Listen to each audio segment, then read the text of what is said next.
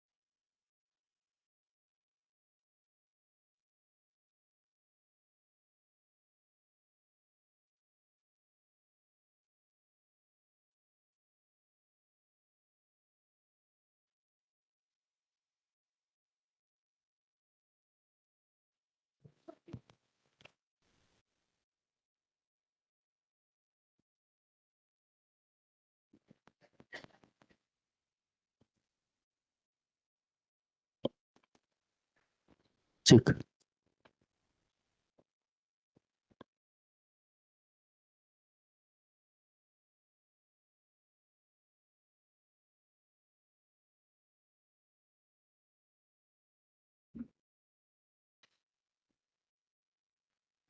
Good afternoon, everybody.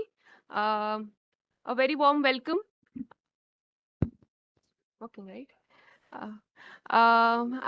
We are still awaiting Her Excellency, but we'll start the session and she'll join us in between. I would like to call on the inaugural session panelist, Professor Sachin Kumar Sharma, DGRIS, Professor Musa, Chairperson, Center for African Studies, SIS JNU, of course, Dr. T.K. Ramachandran, sir, please, please be on the panel, and Dr. Rajan Sudesh Ratna, coordinator Dakshin.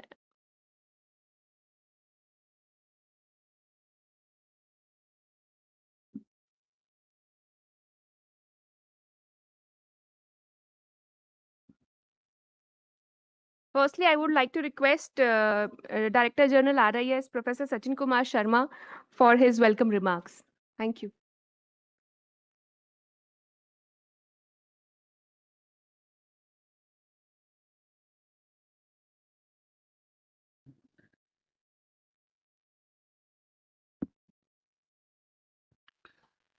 Good afternoon, everyone, and thank you for being here. And I know that it's very difficult after lunch, and especially uh, what I say that it's really difficult to concentrate with empty stomach, but it's also difficult after even after with the full stomach as well.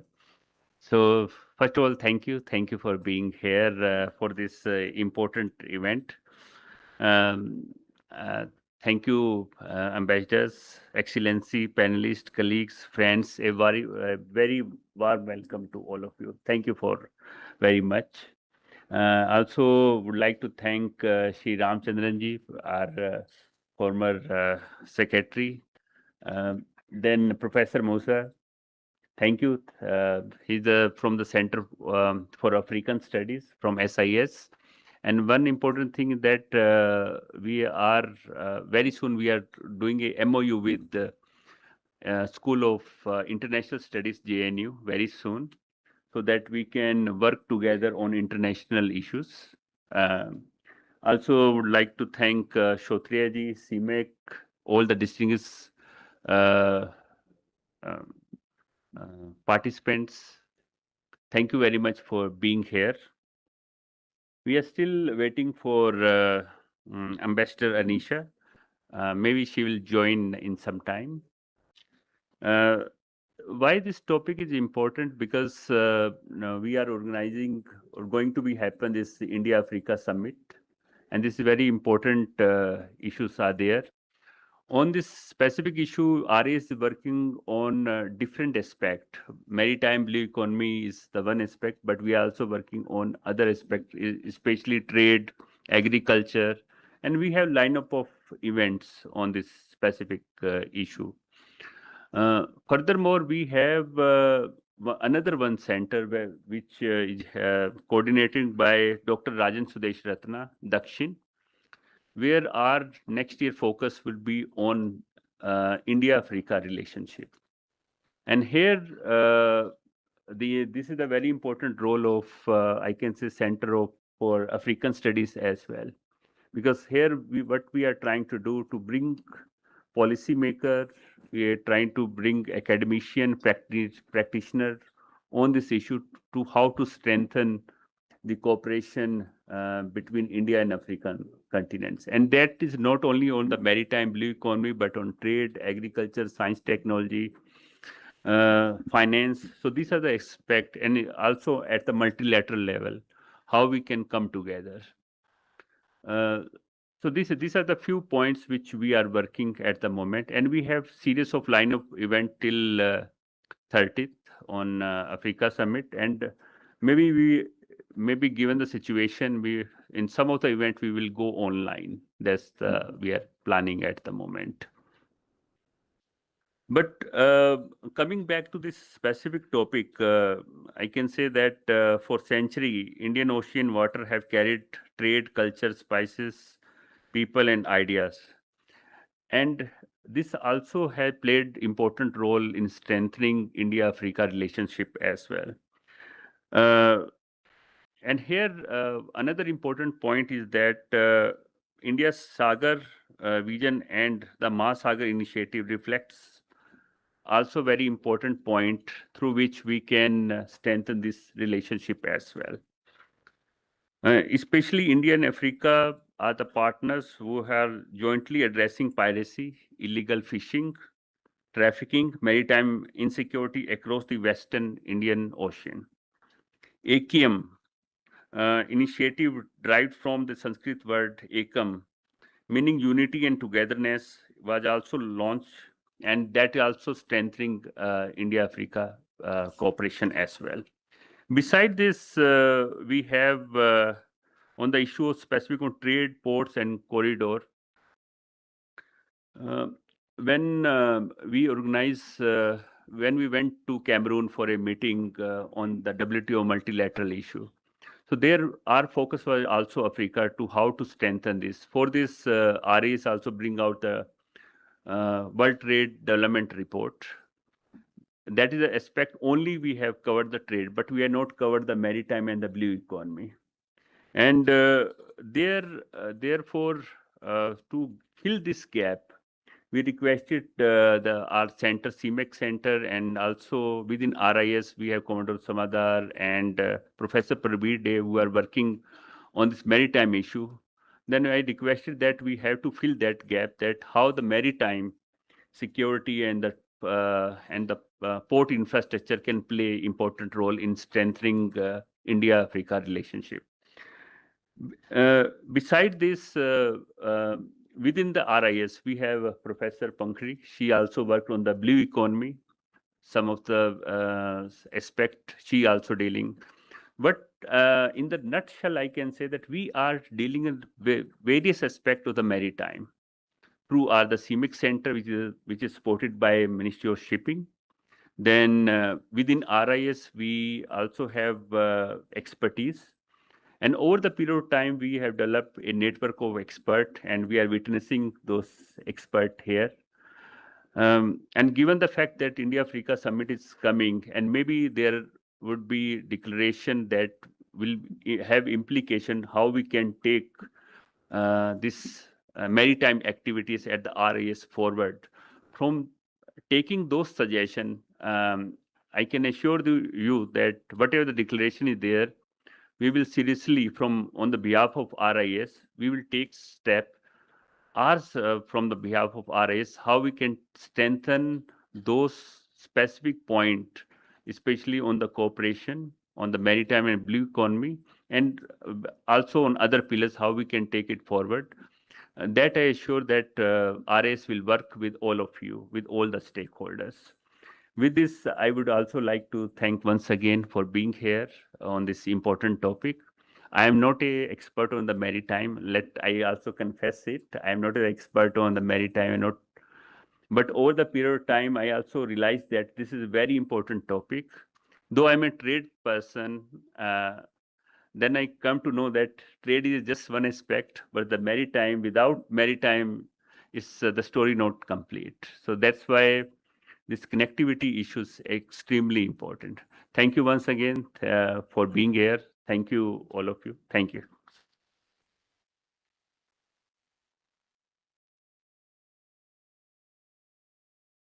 Thank you, sir, for setting up the tone for the Roundtable conference. I would like to request Professor J.M. Musa, Chairperson, Center for African Studies from JNU, to deliver his remarks. Thank you. Thank you, Professor Pankhuri. At the onset, I would like to thank the organizers, RIS, Professor Sachin, and the Dr. T.K. Ramachandran, the former secretary, and Dr. Rajan. Apart from that, there is a host of my seniors and colleagues like Gurjit is there, Ruchita is there, a lot of others who have been meaningful in my academic career. So thank you all of you. And I would not take too much time because we have a very important inaugural address following. So I wanted to flag certain issues. Is that, as the DG rightly pointed out, that Indian Ocean has always been an arena or a space of vibrancy, of cross-pollination, of trade, of commerce, flow of ideas, and culture. And it was always for many millennia. So that's one aspect, that this was a very attractive and a lucrative space, which extra, I know, half a millennia back, Portuguese in the mid 1400s were attracted by this vibrancy, the opportunity to, be a part of this large, vibrant space. And by early 1500s, they had actually been able to control most of the choke points and establish what is called as Estado Novel. Nova. But the point that I wish to highlight is that from our point of view, from India's point of view, there is an extreme vulnerability, and the Indian Ocean provides us with enormous opportunities.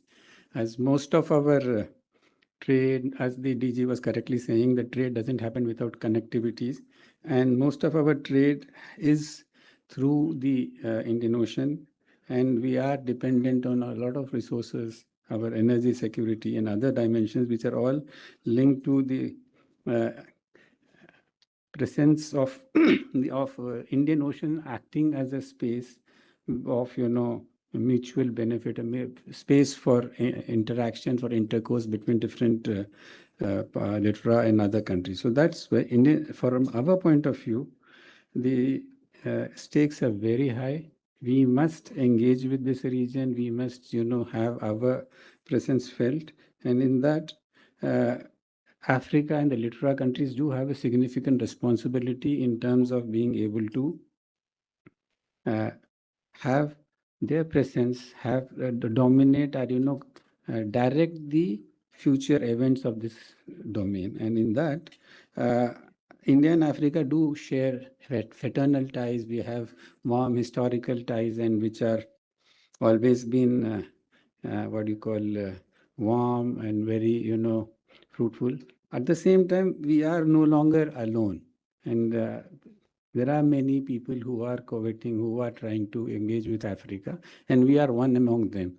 So though we've had historical goodwill, though we have had historical vibrant relation with Africa, fraternal relation with Africa, but there is an expectation from Africa also, from us, then that they are looking for an all-weather partner. They are looking for people who will come and help them in their endeavor to become and get their space under the sun. And in that, India and Indian Ocean in particular, and our role in the Indian Ocean in particular, is of significant importance. If we are able to provide and exhibit that we are serious about the Indian Ocean, we wish to ensure that the Indian Ocean acts as a arena of future arena of commerce, of blossoming of ideas, and of blossoming of other domains like blue economy, are economically meaningful partnerships, mutually benefiting this. So the challenge that we now have, and then now that Indian policymakers and especially this forthcoming Indian Africa Forum Summit needs to think about, is that how do we change and how do we convince the Africans that we are all-weather partners? We are there when they need us, when we are there for whatever they need us for. And despite our limitations in various ways in comparison to the other competing forces, whether they are from the region or whether they are from outside the region, whether India will have to ensure and that they are there for the Africans, and it's in particular for mutual benefit and for mutual engagement. This forum summit is in that sense very critical, that we are able to present a roadmap, we are able to present a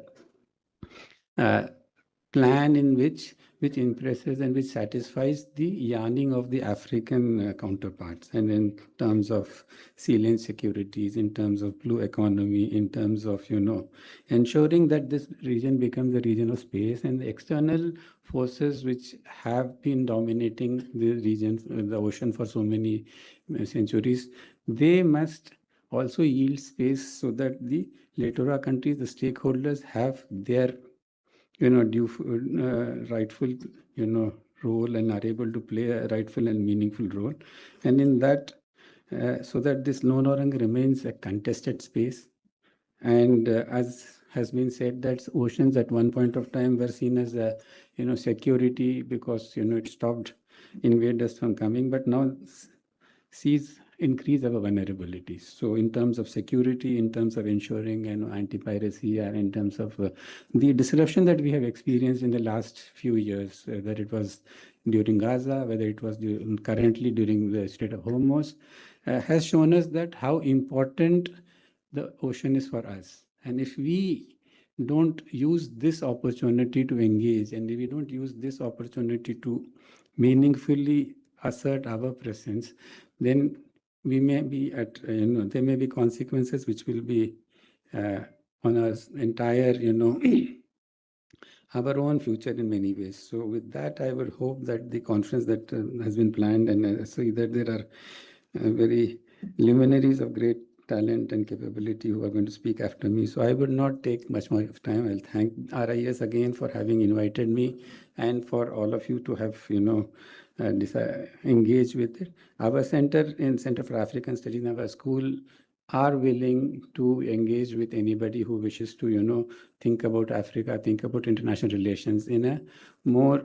We tend to be, I must, concede the DG has hit the nail, that we tend to be very, siloistic. We remain in our silos, and we avoid, or we are normally never present where policymakers are talking about things. So I think this is a good initiative. I will, on our part, we will be definitely be forthcoming for any initiative which RIS or anybody else initiates, to engage with us on various dimensions of India's foreign policy, India's future in the international realm. And I do hope that we do have a very meaningful forum summit, and then we follow up on whatever we do. Thank you.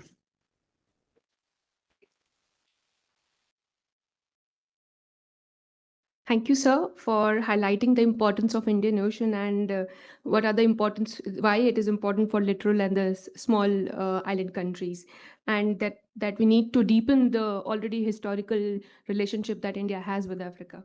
Now, I would like to call Dr. T.K. Ramachandran, sir, for his inaugural address.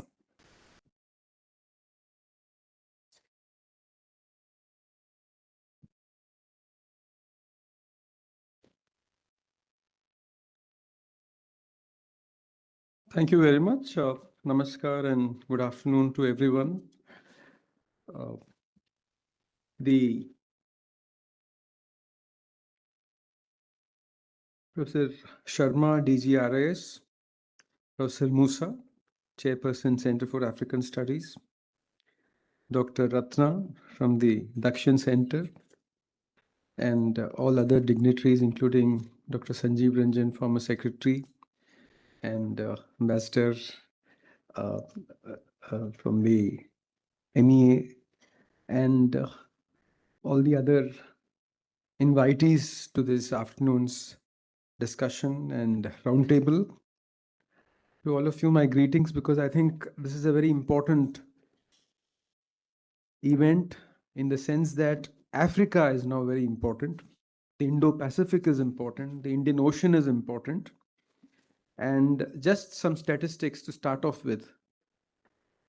The Indian-African bilateral trade has almost doubled from about 100 billion about 5 years back, from about 56 billion about 5 years back to about 100 billion now. And Africa is now the third largest trading partner after the EU and China. And as you're aware, 95% of our trade is by sea, 95% by volume, and 75% by weight, is by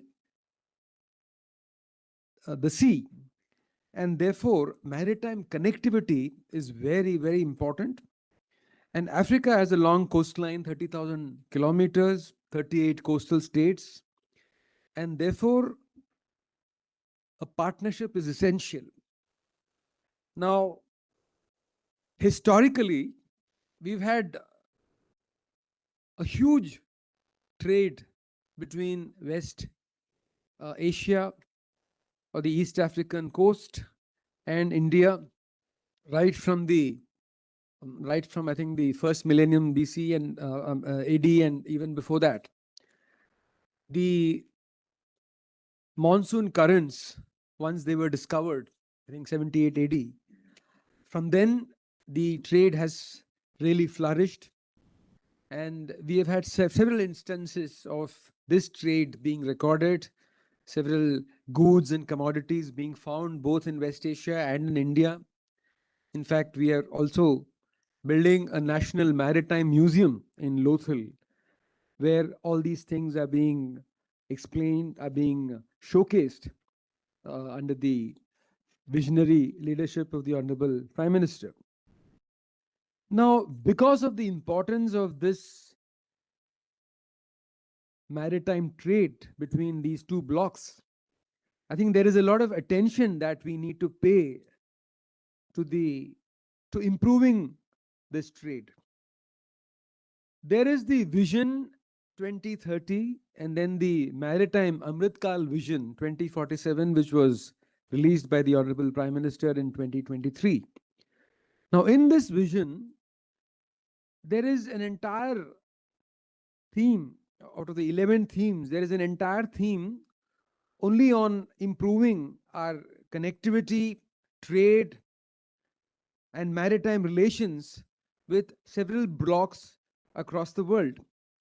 As you're aware, just the Indian Ocean region, we have the IORA, we have BIMSTEC, we have ASEAN, and of course, with Africa, we need to really take it forward.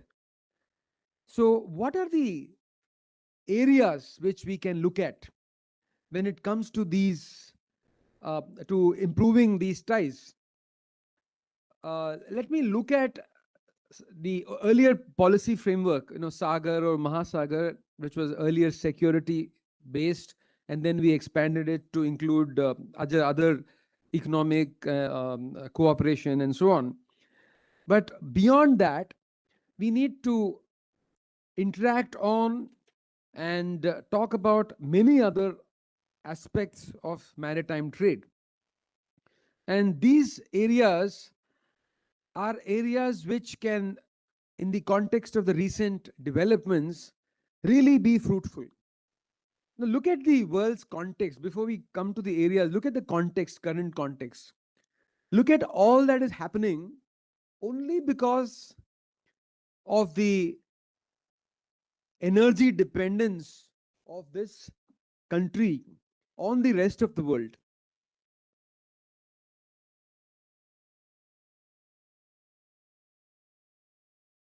I'd like to also invite His Excellency Ambassador Anissa K. Beck. Oh, sorry, okay. Mr. Fanuel Joseph Mathia, Minister Plenipotentiary, Trade Affairs from the Tanzanian Embassy. Thank you for that correction.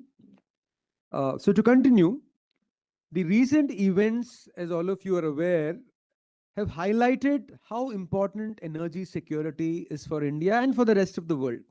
The kind of disruptions that we are facing are so enormous that if we don't concentrate on energy, if we don't look at ways to become self-sufficient in energy, we are in for bad times, not just in the short term, but also in the long term.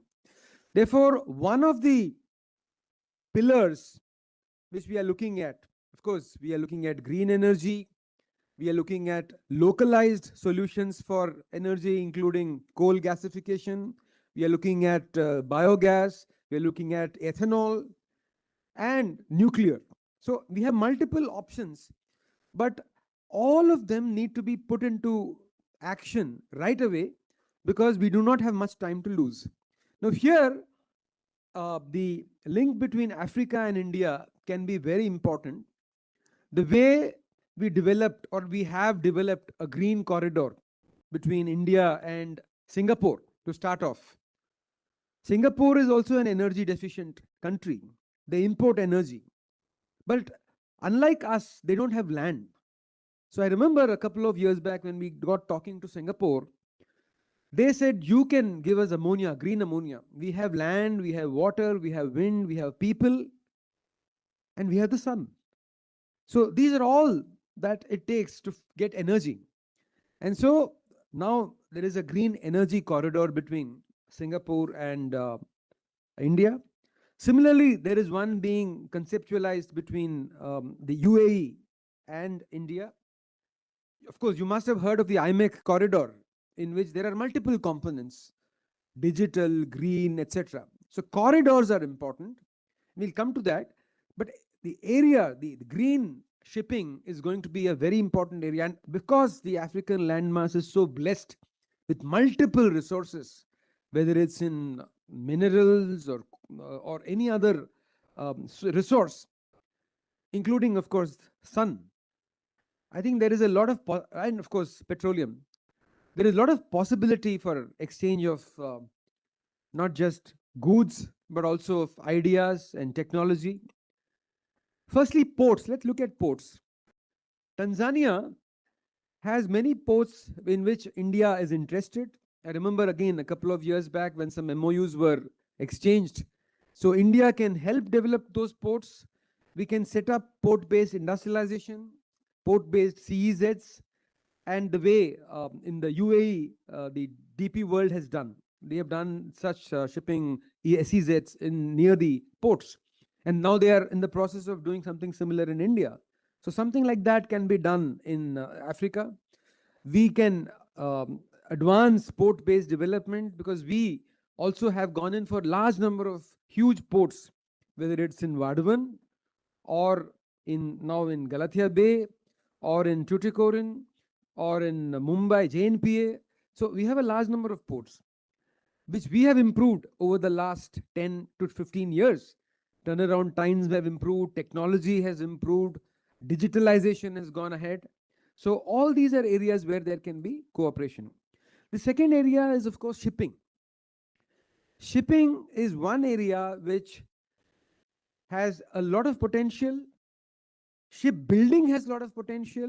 Ship repairs have a lot of potential. At the moment, for instance, if you want to repair a ship in India, it goes to Dubai, it goes to Singapore.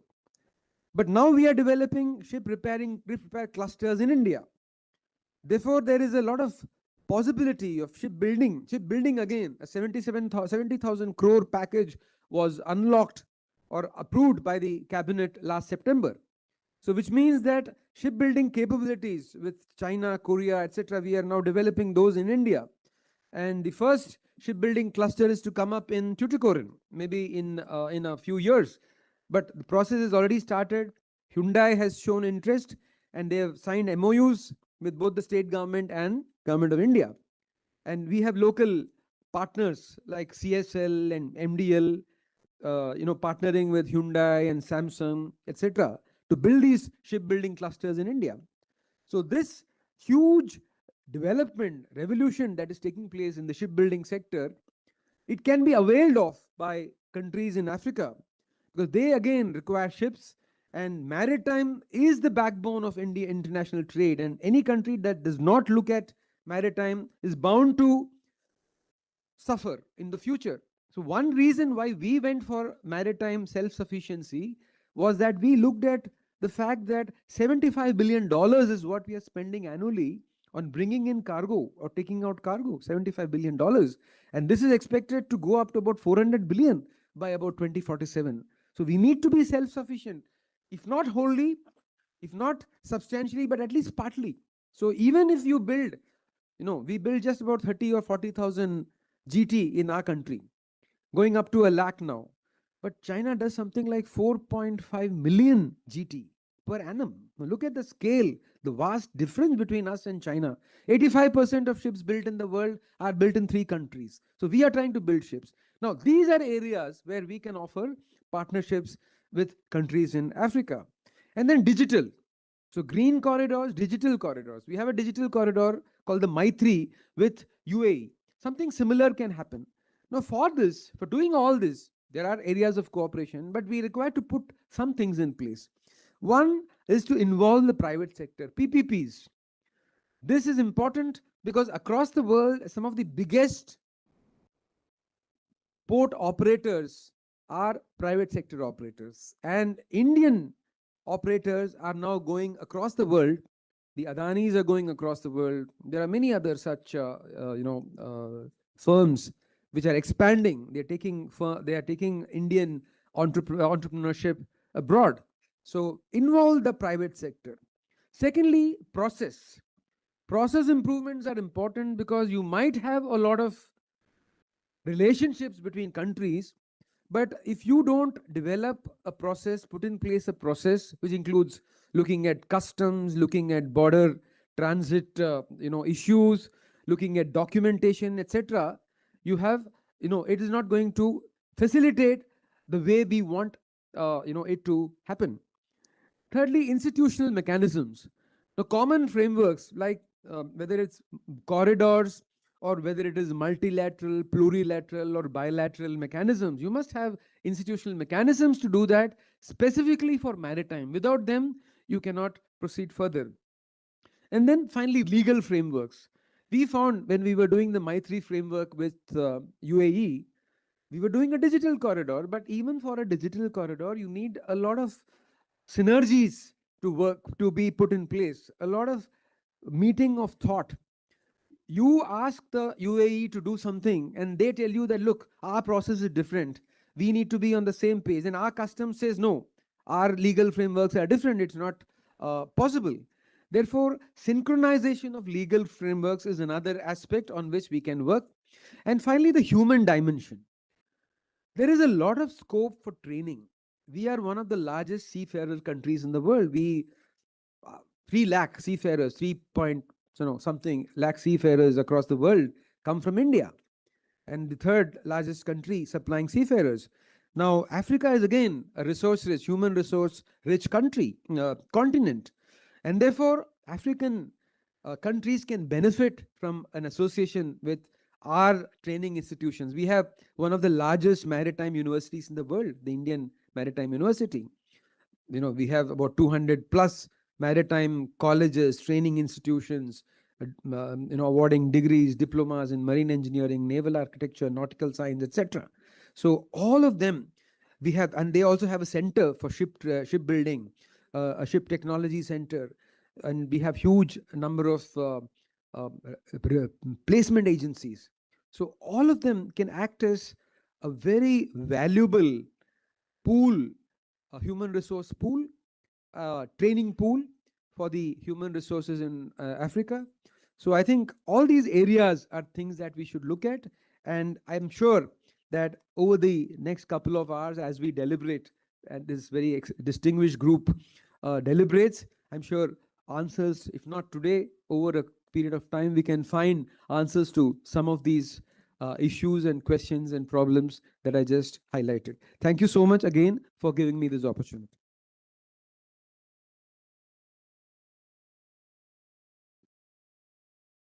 Thank you, sir, for a deep, enriching inaugural address.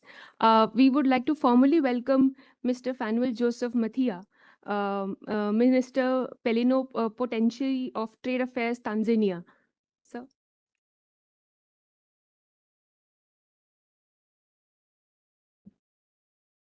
I would request the DG to welcome Mr. Mathia.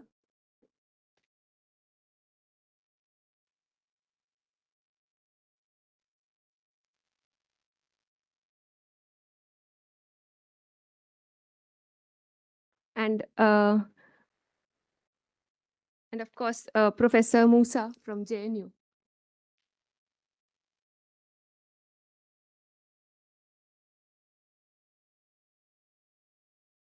Thank you.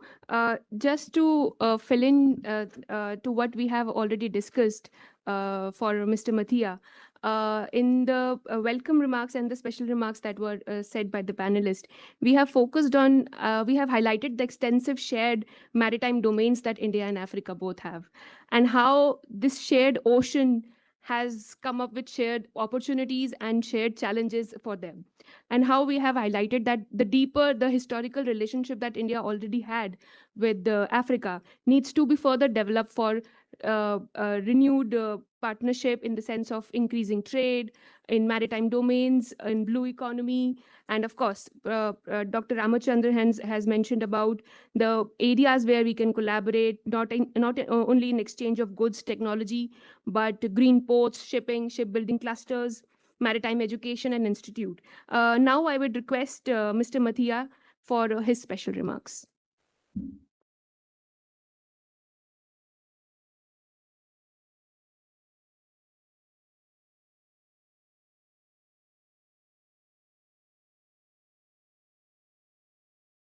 Good afternoon, everyone. On behalf of the High Commissioner Anissa Mbega, the High Commissioner to India, he was supposed to be with you addressing this gathering, but she could not make due to an unavoidable situation. So I'm representing her. My name is Fanuel Matia, as mentioned, from the High Commission of Tanzania. I'm particularly moved to speak here today. Last year, Tanzania co-hosted with India the inaugural of Africa-India Key Maritime Engagement exercise in Dar es Salaam, Tanzania. That historic event, which took place from 13th to 18 April 2025, brought together Indian and 10 African nations in that exercise. Tanzania was proud and privileged to the co-host of the milestone moment. I shall return to its significance at length, but first, let me speak about the transformation of India and Tanzania relationship over the past few years. A transformation that provides the foundation on which our maritime partnership now stands. On the shared ocean, shared historical civilization foundation, India and Tanzania are not merely diplomatic partners, we are civilized neighbors. The Indian Ocean has been our common home for the centuries, long time before any formal diplomatic relationship existed between Tanzania and India. India and East African region were crossing the ocean in those trading in spices, textile, and ideas. Tanzania is a home to the approximately 40,000 people of Indian origin. The majority of them descended of Gujarat, which is the business city in India. They are the merchants from Kutch, Kathiawar region. Today, a further 15,000 to 20,000 Indians, professionals and expatriates live and work in Tanzania, predominantly in the industry services. India origin community is a vibrant bridge between our two nations in activities, trade, industry, and community life. The Kiswahili language itself carries the imprint of the maritime civilization significance. The significance of Kiswahili, particularly our vocabularies, is borrowed from Gujarat and their Indian languages. On transformed economic partnership, distinguished guests, let me present a number of events a decade ago will have seemed extraordinary. India-Tanzania bilateral trade has reached $9.2 billion in 2021. This represents growth over 263% just 5 years ago.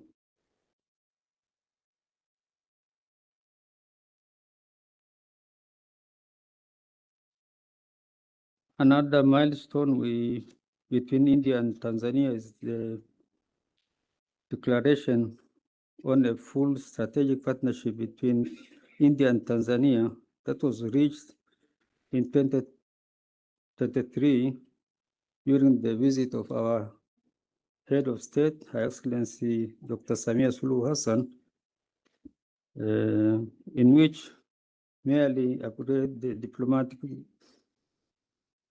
relationship from normal partnership to strategic partnership. One of the most visible and enduring symbols of this strategic partnership is establishment of IIT Madras branch, or we call IIT Madras campus in Zanzibar, Tanzania. IIT Madras is not just an educational institution, it is a symbol of India's long-term commitment to Tanzania, human capital development, and to broader vision of India as a knowledge partner for Africa.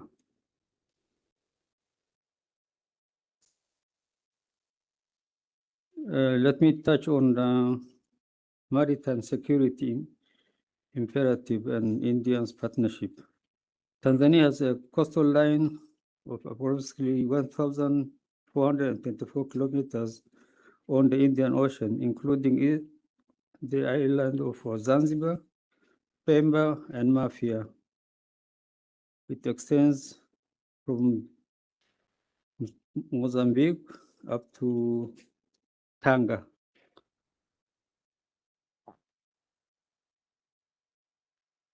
The primary maritime security challenges we face are well known: the piracy, armed robbery of at sea, which though reduced and remains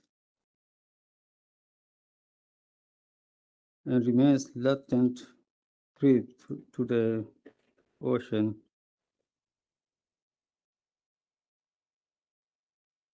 Let's also hear a bit about Tanzania blue economy. It's a new aspect in our country. Tanzania blue economy is one of the most dynamic and promising directions of our development agenda. Tanzania's fisheries sector employs more than 2,000 fishers and close to 50,000 farmers. Zanzibar especially is positioning itself as a blue economy hub, for the East African region. The fifth session of the India-Tanzania Joint Trade Commission especially underscored the importance of fisheries and maritime resources in supporting economic growth, livelihood, and food security. Tanzania is also keenly interested in India's experience with offshore renewable energy, particularly the offshore wind. Maritime biotechnology is another emerging frontier. Tanzania's coastal and maritime ecosystem are among the most biodiverse in the Indian Ocean. On ports, connectivity, and maritime trade, Tanzania's ports are critical pillars of our economic and regional commodity connectivity.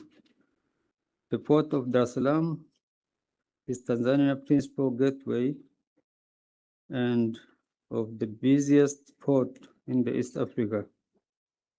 The port of Tanga is strategically important for North Tanzania and its hinterland. Ports of Zanzibar and Twara serves specialized regional functions.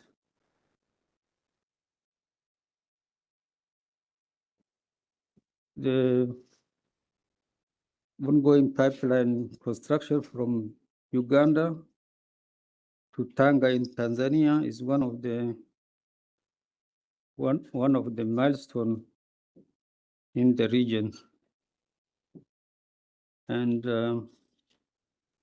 we are thinking of constructing the refinery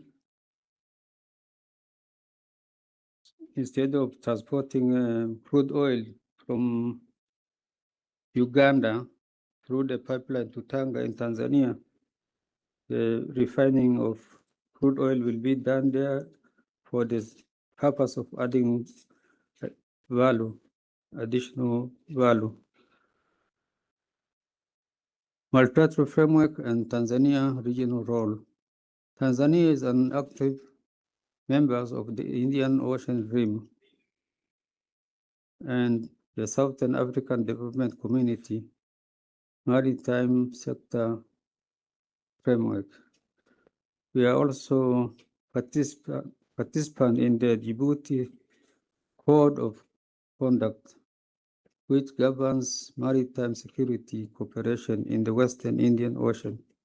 Tanzania sees multilateral maritime governance as complementary to the bilateral partnership, and the two must be mutually reinforcing. Tanzania has a significant role to play as a gateway for landlocked countries in the East African corridor, improving Tanzania's port capacity.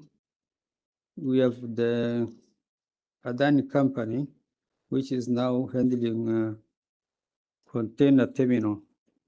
Adani is from Mumbai, I think, if I'm not mistaken. We are doing good job to upgrade our container inland terminal. Excellencies, I approach the conclusion of this remark. Allow me to mention that creating an Indian Africa blue economy research and innovation network anchored by the IIT Madras Zanzibar, as I have mentioned earlier. We come far together from ancient maritime route across the Indian Ocean to trade volume now has gone to $9 billion, and it is way to, we are approaching to 10 US dollar billion or beyond. This is not a story of relationship built overnight, but it is a story of civilization, and that has been renewed, institutionalized, and elevated the strategic partnership in this 21st century. India-Africa Forum Summit 2026, which is planned to be held from 29th to 30th this month. 2026 is our next great opportunity. Tanzania stands ready to work with India, with our African partners, and with institutions to ensure that maritime cooperation and blue economy are the hearts of summit outcome. The Indian Ocean that has connected our people for centuries must be connected our future prosperity, security, sustainability, and shared economy. Thank you very much for listening. Dhanyavad.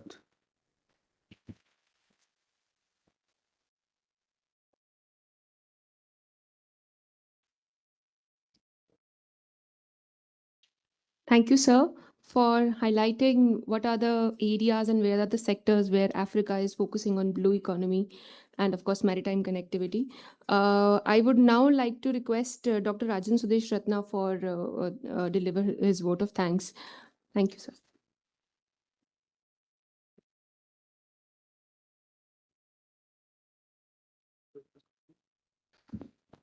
Good afternoon, everybody. Let me first of all thank His Excellency Mr. Matia from the High Commissioner Office of Tanzania. And at the same time, I would take the opportunity to thank his High Commissioner for allowing him to come here. She was to come. I would also thank Professor Musa, Chairperson of Center for African Studies, School of International Studies in JNU. Thank you very much. And we look forward for that MOU. So a double thank in advance. Dr. Ramachandran, former Secretary, Ministry of Port, Shipping and Waterways. Professor Sachin Sharma, DG RIS, big thank to you too for your leadership, for allowing this workshop or roundtable discussion to happen. At the same time, I see Ambassador Singh here, Dr. Sanjeev Ranjan, and in absentia, Ambassador Devare, he would be coming. He is chairing one session. And I see few people who have joined online from Addis Ababa, Dr. Eta and Professor Nitiba from Nairobi. Big thank to you all who have joined online. Though this event looks like only kind of a 3 or 4 hour event, but I know how much it goes in organizing this kind of event and the team which prepares for a long. And in that case, I would like to thank all the colleagues from RIS, especially Professor Prabir De, Dr. Shrotia, who is heading the CIMEC, Commodore Samadar, the Blue Economy team, especially Pankuri, the ASEAN India Center, and the other RIS team, the logistics, the media, etc. And the last, to all the panelists who will be speaking and those who would be making this this roundtable discussion more interesting are those who will be commenting from the floor. Big thank in advance to all of you. And even the India Habitat Center for providing this room, of course, we pay, but I hope it's a good lunch, which you all had. So thank you very much, all of you. Thank you. Just last thing that we need some token of appreciation that Professor Sharma can give it to the panelists for this session, and then we'll shortly begin the first session on maritime connectivity. Thank you.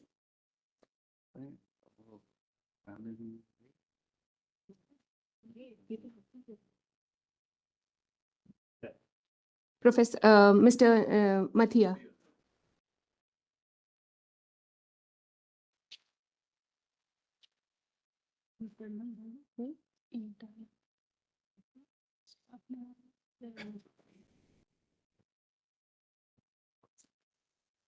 Dr. Ramachandran sir.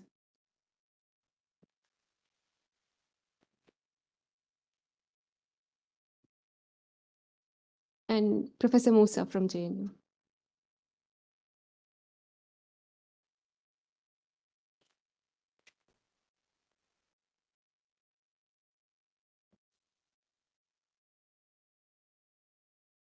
We can have a group photo, sir, for this session, and then maybe we can proceed for the next session.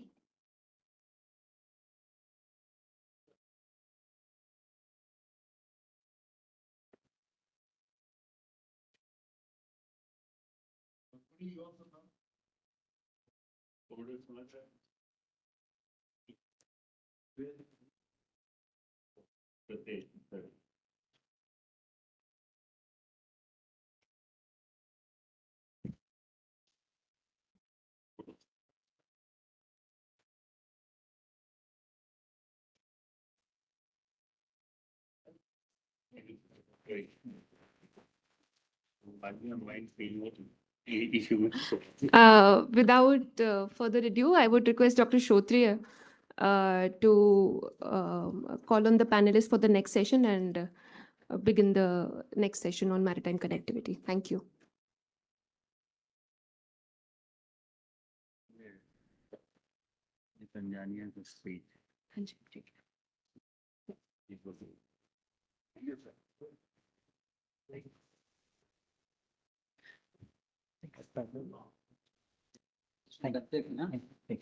Yes, folders. Yes, please, please. You are leaving now?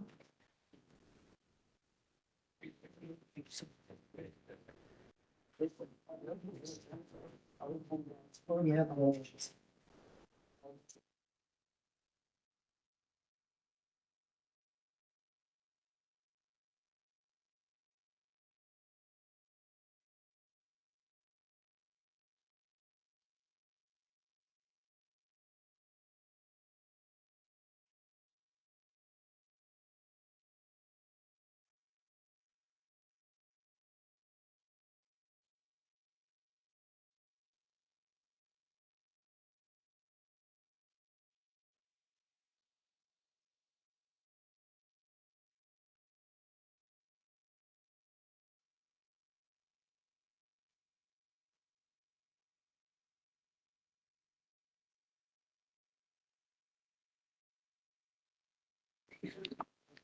Sir, may I now request the panelists for the next session to kindly join on stage?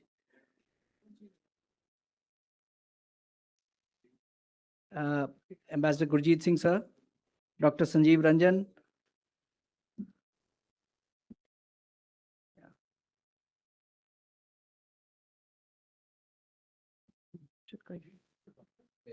Commodore Samadar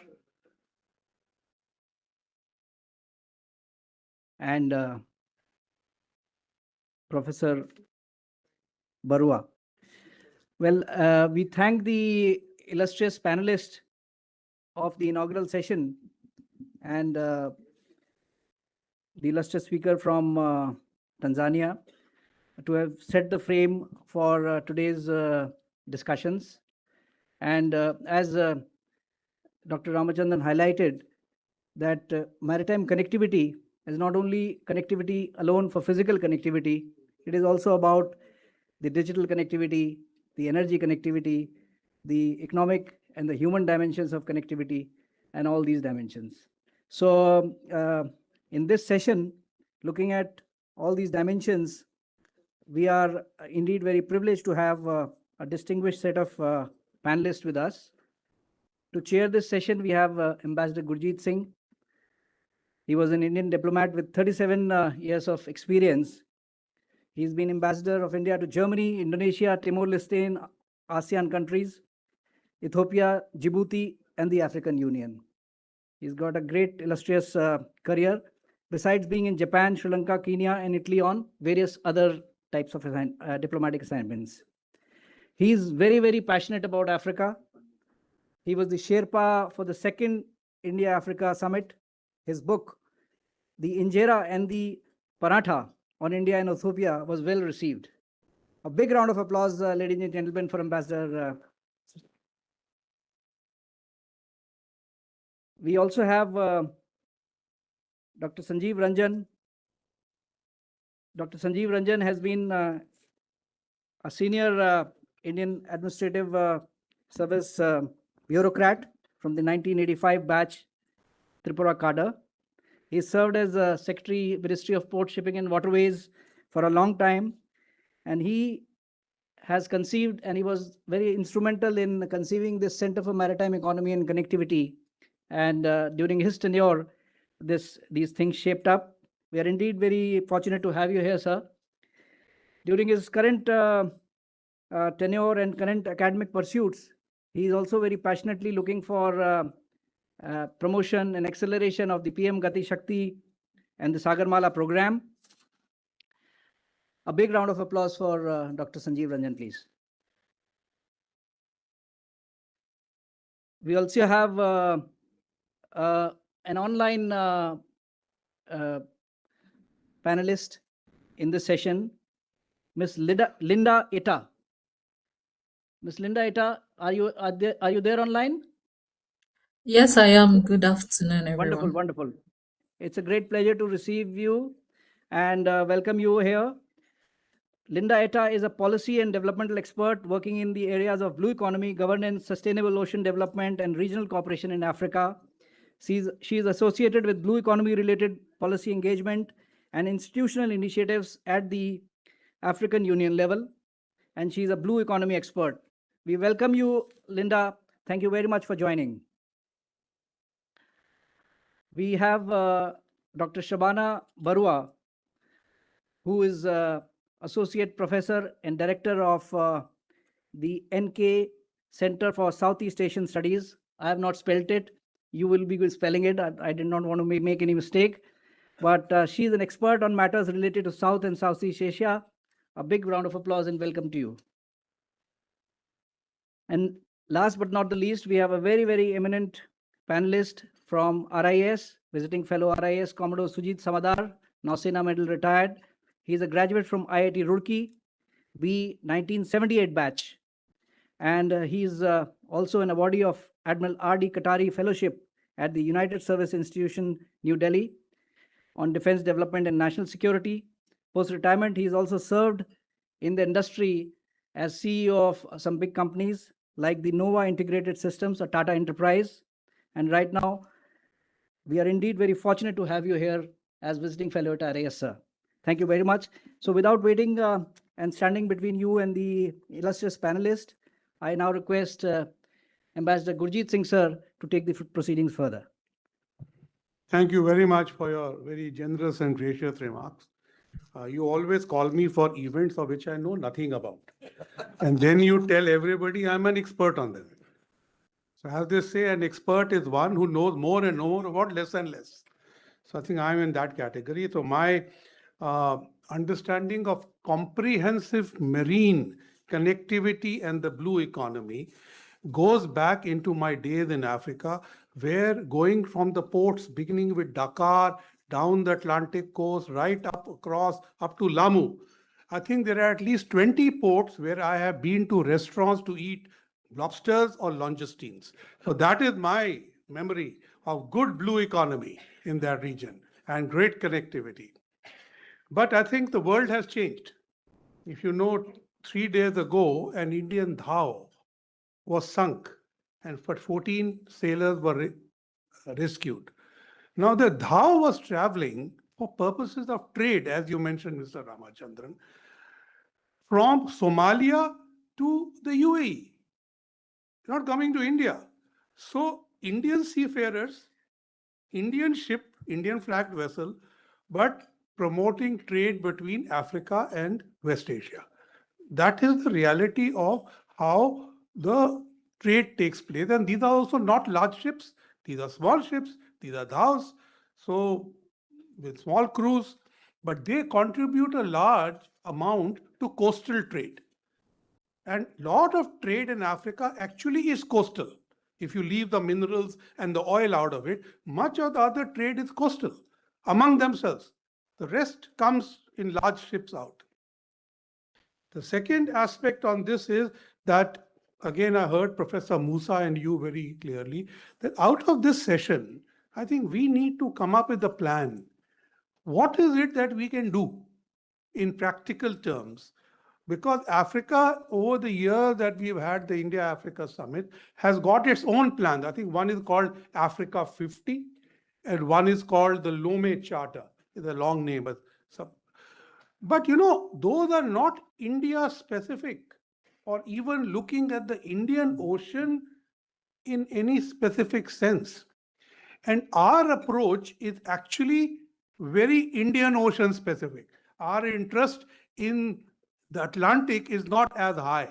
I mean, if there's piracy in the Gulf of Guinea, we suffer, but I don't think we do anything about it like we would do around the Indian Ocean and the Gulf of Tajura, the Red Sea mouth and things like that. So I think we need to look at that, some institutionalization of picking these African preferences and how do we link at them, and then I hope to talk about that further. So I have been told that we should first have our guest from the African Union, Ms. Linda Etta. You have the floor, ma'am, for about 8 minutes. 8 minutes to you, ma'am. Thank you.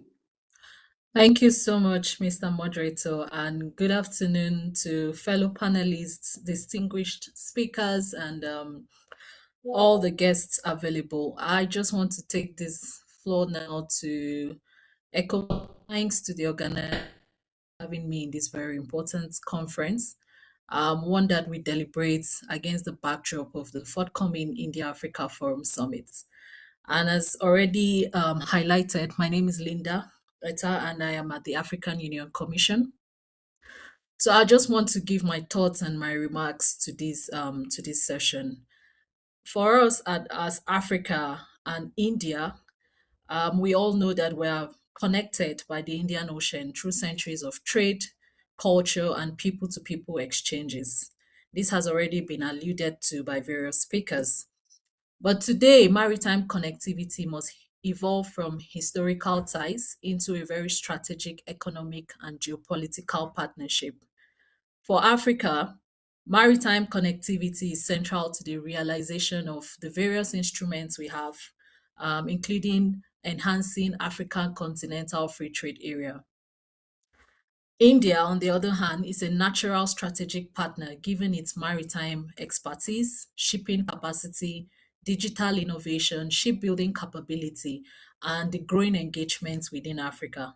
From the perspective of the African Union, maritime connectivity is not only about shipping routes and ports, it is also about economic transformation, regional integration, food security, climate resilience, and most importantly, the realization of Agenda 2063, which is the Africa we want.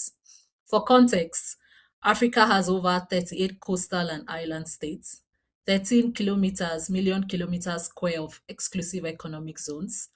More than 90% of Africa's trade moves by sea, and it's also very strategic positioning along major global shipping lanes. Africa's oceans and maritime domain are central to the continent's development agenda. Agenda 2063 identifies that blue economy is the next frontier of African renaissance, and is also a key driver for inclusive growth and sustainable development. We have various frameworks from the Africa Blue Economy Strategy, the 2050 Africa Integrated Maritime Strategy, the Lome Charter, and the African Continental Free Trade Area. It shows that the continent is prioritizing maritime governance, port modernization, marine resource sustainability, and regional maritime integration. And so, why we are here, I want us to be very honest, and I want to be very forthcoming. We have had many sessions over the years between India and Africa on maritime cooperation. However, we have not really moved from deliberating to operationalization. The African Union has done the foundational work. We have lots of strategies in place. The aim now is, how do we move from operationalization? How do we move from the plan to operationalization? To improve Africa's India maritime connectivity, we have some action points that are required. First, there's a need to strengthen skills to skill sets between Africa and India. There's also the need to enhance the ports in Africa, and we also count on a technical counterpart to help achieve that. Secondly, there is also a need to improve maritime shipping linkages between Africa and India. Direct shipping routes remain very limited, leading to high freight costs and delays. Establishing more regular and commercially viable shipping connections between India and African ports, particularly for East Africa, island states, and emerging blue economy hubs, would enhance trade and investment flows. Thirdly, there's need for digital connectivity and maritime data systems, which must be a shared priority. Africa and India can collaborate on maritime surveillance, ocean observation, satellite applications, fisheries monitoring, and digital trade facilitation system. In essence, enhanced maritime domain awareness is also very crucial for ensuring safe and secure sea lanes. Moving on, there needs to also be maritime security cooperation. It will deal with issues from piracy, illegal fishing, trafficking, and marine pollution.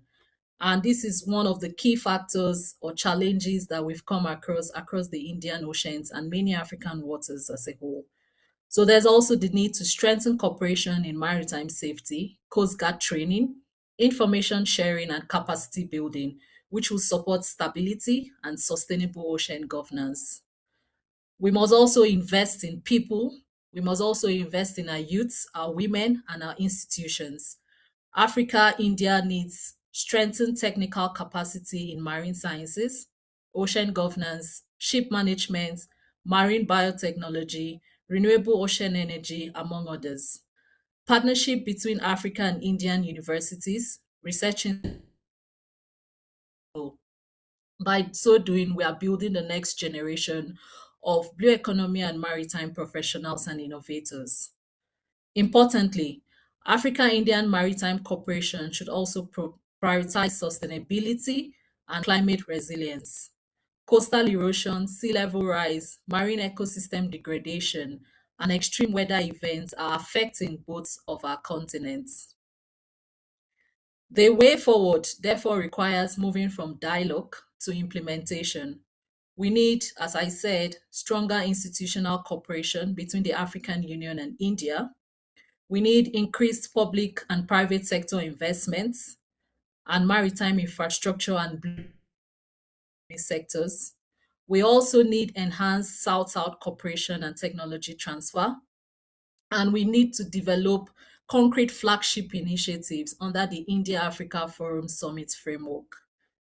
For Africa, we do not only need partnership based on aid, but we need shared prosperity, co-investment, innovation, and mutual strategic interests. Priorities for the India-Africa cooperation. There's need to support modernization of strategic African ports to improve efficiency and reduce trade costs. Encourage technology transfer. Explore partnerships between India and African shipping companies and port authorities. Establish India-Africa Maritime Centers of Excellencies, where we can have exchange of knowledges and peer-to-peer learning. As a strategic recommendation for the India-Africa Forum Summit, we are proposing that there is a need to establish a dedicated India-Africa Maritime and Blue Economy Partnership framework. There's also a need to launch an India-Africa Maritime Connectivity Initiative that focuses on ports, shipping, logistics, and maritime digitalization. And we need to strengthen our institutional cooperation from the African Union to the India, and also between India and research institutions and universities and the private sector as a whole. We also need to develop a joint action plan with measurable mechanism, one concrete step at a time, one plan at a time, one action plan at a time is the way to go. We've seen this work. We've seen this in PIDA working, and we can also enhance this across all sectors in maritime and blue economy. And for that, I thank you. Thank you, Linda Ita, for your comprehensive ideas and suggestions. So as she was speaking, my mind was working, and I'd also heard what Mr. Ramachandran had said. So I think, managing ports is good business. So instead of only looking at constructing ports, we could also look at managing ports. And I think there are a larger number of Indian companies which are available, and we should try and do that. And that will be the strategic partnership for port improvement, port management. I think you also mentioned about corridors. So I think what he's also saying about, managing natural resources, the corridors. And I think I recall what you said about Singapore, the green corridor. I think there could be a green corridor between some African ports and India. After all, the function of producing green hydrogen is simply having cheaper solar electricity. So if you can have it in that side, you'll be able to produce cheaper ammonia and bring it across, and vice versa. So I think green will do well to set up a green shipping corridor on the two sides. We often talk about Mombasa as being a lead port, but I think our colleague from Tanzania, and you had also mentioned Tanzanian ports are rather lucrative, and I think Indians have now, India and Abu Dhabi together, invested in a port. But I think one of the areas we are missing out is Mozambique. Mozambique has many ports, and I think India has a lot of interest in them. I mean, Nacala port, which Japan is doing, we are interested in that. And plus, this joint exploration of of gas in Cabo Delgado, that is going to have jetties which will export to the southern Indian Ocean, and which Indian PSUs are the largest stakeholders. So I know you're pulling out coal, but if you can set up a green port, it helps to mitigate the disadvantages of exploitation of coal. So these are some ideas. And of course, from Tanzanian ports, you can go into the entire copper and critical mineral belt in Zimbabwe and DRC and Zambia. So that becomes a large industrial corridor. On the other side, there's already the Lobito corridor, which is coming from DRC through Zambia into Namibia. But because it's Atlantic coast, we don't take much interest in it. But I think we should, because building corridors is business by itself. And managing ports is business by whether you own the port, own the corridor, I think not. But we have not got into that mindset as yet. Thank you. So now I'm going to have to call a very eminent speaker, Dr. Sanjeev Ranjan, former Secretary of the Ministry of Ports and Shipping. You all yours, sir. Thank you. We are short of time. Speakers should try and retain the speeches within about 8 minutes as far as possible. Thank you. Thank you, Ambassador Singh, distinguished panelists on the dais, eminent dignitaries in the audience, my colleague, Dr. Ramachandran, Mr. Sotria. First of all, thank you, RAS, for inviting me. I had a PPT, but I think given the time limitation, which Ambassador has pointed out, I'll just run through a few slides later. But the theme of today's conference, can we have the PPT, at least the first slide? That's it. The theme today of maritime connectivity, particularly in a situation that we are in today, given the Hormuz crisis, I think is a wake-up call for all of us. Madam Ita raised her concerns about the dialogue happening, action not being there. But I think the crisis which the world is going through, the maritime connectivity which was taken for granted, the UNCLOS framework, the right of free passage, etc., which has led to the kind of globalization over the last many decades, starting from the problem that we had during COVID to a number of events after that, and now the Hormuz crisis, the importance of supply chains becoming more resilient, where we have multiple options, rather than taking the supply chains for granted, which was the case till the COVID happened, I think is a wake-up call for all of us in the world, whether it's India, whether it's our friends in Africa. And therefore, the corridors that Ambassador alluded to, and the need for multimodal connectivity, which the world has been working on, and quite a few of it is on paper, on plans. Many of these pipelines, which you must have heard of because of the crisis in Hormuz, the UAE and Saudi Arabia and so on are getting back into action, and they're getting back into place. And similarly is the need for getting the connectivity, the maritime connectivity through the ports, which the Honorable Ambassador mentioned, and the Indian ports has to be necessarily put in place to have the kind of resilience which is required given the uncertainties now which has come in. The age of certainty is a big question mark today. Unfortunately, the industries have got used to a certainty of supply lines. They are operating on just-in-time principles, assuming that things would move seamlessly. Today, if you work on those principles, you'll not be able to run your factories. Many of the operations today are shut because of problems of LPG. The farmers are having a problem of fertilizer. So whether it's India, whether it's Africa, it's a common problem that we face. And to get over the problem, the solution is to work hand in hand and have the one-to-one kind of connectivities so that we don't have to go through the so-called channels which were at one point of time taken to be the cheaper way of doing things.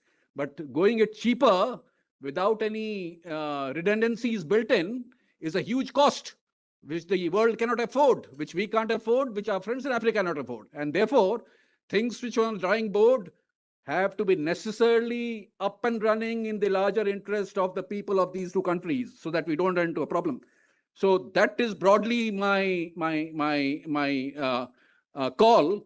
And as Mr. Ramachandra had pointed out, we in the shipping side have done well in the sense that our ports in terms of capacity addition, our ports in terms of mechanization, the policy framework change that was made because of the new Major Ports Act, we got the PPP framework in place, and most of our ports today work in a PPP environment. And our private sector brings in most of the investment. And with the lessons that we've learned, and some of our private sector port operators, the way they have grown, they could very easily have partnerships with our African friends, which is already happening. We have examples which are already there. And therefore, with our lessons on port modernization and port capacity addition is a thing which can easily be adopted. I just have a few slides. I'll run through that, and maybe in the recommendations that you make, I have put them all together on paper, which you can use. The slides I have on capacity and so on is essentially the slides from Ministry of Port Shipping and Waterways, which summarizes the kind of things which we have been able to do. And maybe some of them could be used in the kind of context we are talking of. The capacity addition on our ports, we have enough capacity built in. The competitiveness because of the PPP model working. it's become a pretty robust model, and most of the recent kind of PPP and most of the things are being offloaded and are being well received. So the PPP framework could very well be used by friends across, and the kind of changes in the concession agreement, the tariff policy that we had, have all led to this, both on the legal regulatory side, on the policy side, on the implementation side, are things which are successes for us and are easily possibly replicable. And with the plans that we have, we would need enough capacities, we would need enough linkages. On the greening, on the industrial corridor, again, we have the pipeline in place. On green shipping, on green energy, again, our ports are doing well and are becoming leaders in this field. And with all that, and with specific targets which our ports have, I think they have enough ability to be able to tie up with others. And the Sagarmala program was a game changer, and now we have last mile connectivity and so on. The same applies to coastal shipping and inland waterways. And therefore, starting from these strengths, and given the crisis that the world is in today, the Hormuz crisis, and before that, starting from COVID, a number of other events which happened, are lessons that we can't take supply chains for granted. Resilience of supply chain is critical. And for resilience to build in, the kind of partnership that we are talking in the summit is necessary. The old paradigm of just-in-time has changed. We have to be able to have multiple supply chain options and therefore port-to-port linkages rather than just relying on the Hormuz on one side and Malacca on the other is not going to be the way things are going to be played out in the future. And given the new change and the crisis that we have gone through, we got to build in systems. We got to have multimodal, not just supply lines, but supply networks. And therefore, this network will not be just one port here or one port there, but there'll be multiple ports which will be talking to each other and seamlessly moving goods and cargo to be able to have the kind of security which we all require. As I said, the UNCLOS framework has now is under challenge, and the new kind of environment, we have to have new solutions to have these resilient supply chains. The old doctrine of Mahan, I suppose, which I was using the slide yesterday where we had more of a naval presence, I think they also need to be changing. The supply chains are equally critical. We have two friends from here, sorry. And therefore, the doctrine on which the entire security network works, the supply chain resilience is an important ingredient, and that has to be built in. Without that, there are going to be challenges. And to be able to create that, we have this experience of the national, the NIP, the PM Gati Shakti, our new logistics policy. The frameworks which we tried out in India over the last few years have done great good to us to be able to reduce the logistics cost. We've been able to integrate our supply chains, make them cheaper, make them efficient, with a whole lot of interventions, be it digital, be it the physical connectivity. Submission is that we got to enlarge the scope of these and make them international. A PM Gati Shakti framework kind of a arrangement with the network planning group, which works only for the Indian networks, has to start looking at these international networks and plan for it. The logistics policy, which talks of optimizing our supply lines within the country, has to start looking at supply lines across the world for all needs, be it energy requirements, be it our fertilizer requirements. Only then would we be able to meet the challenge that we are in today. And therefore, these framework could easily be extended to the maritime connectivity that we're talking between India and Africa and be able to find solution. There are already structured arrangements here with arrangements for monitoring, being able to plan things and to be able to see that they get implemented. So I suppose the lessons that we have learned, the multimodal corridors, be it the IMEC, which Mr. Ramchandran mentioned, or the North-South Transport Corridor, which again is in an area which is under a flux. But these are things which I think are becoming increasingly necessary. Fortunately, the North-South Corridor is outside the Hormuz Strait. I hope that could be a solution to the issues that we are facing today. And for making it happen, we have these enablers, the digital enablement, which Madam Ita mentioned. We have great experience on our port side. the regulatory changes that we have done, the facilitation that we have done, the Maitri program that we have done with UAE. We have reached a decent level of harmonization of our regulations, our digital platforms, the customs enablements. This could easily be replicated. Why between India and UAE, between the other countries as well? With the financial hand-holding which is required to be done could also be part of it. So we have these pilots which are, I think, going to be game changers. We got to be adopting them whole scale between our two countries. We have, for example, to make it happen, the consortium of Indian ports, which have got together to be able to get these things up and moving. The shipbuilding was mentioned in a big measure, which again, I think are big changes which we've done on our side. It could be scaled up to be able to cover the entire supply chain, not just the port, but from end to end, starting from logistics park to the consumer end. And for making it happen, we had a MOU in the last visit of the Tanzanian president, where our JNPT port had signed a MOU with the Tanzania Investment Authority. And if you're able to make sure that it actually starts working, it could be a model for other countries to adopt. And with these enablers, my submission is that we got to make sure that we, from the lessons that we learned, we could have specific cargo for some of these corridors, dedicated, so that the arrangement that we worked out actually become operational with a dedicated cargo. It could be a petroleum product, it could be a fertilizer, it could be a mineral. But if two ports have dedicated cargo between them, all these infrastructure that we create would start working. And once a dedicated cargo is assigned, maybe it could help other stakeholders also to benefit from that.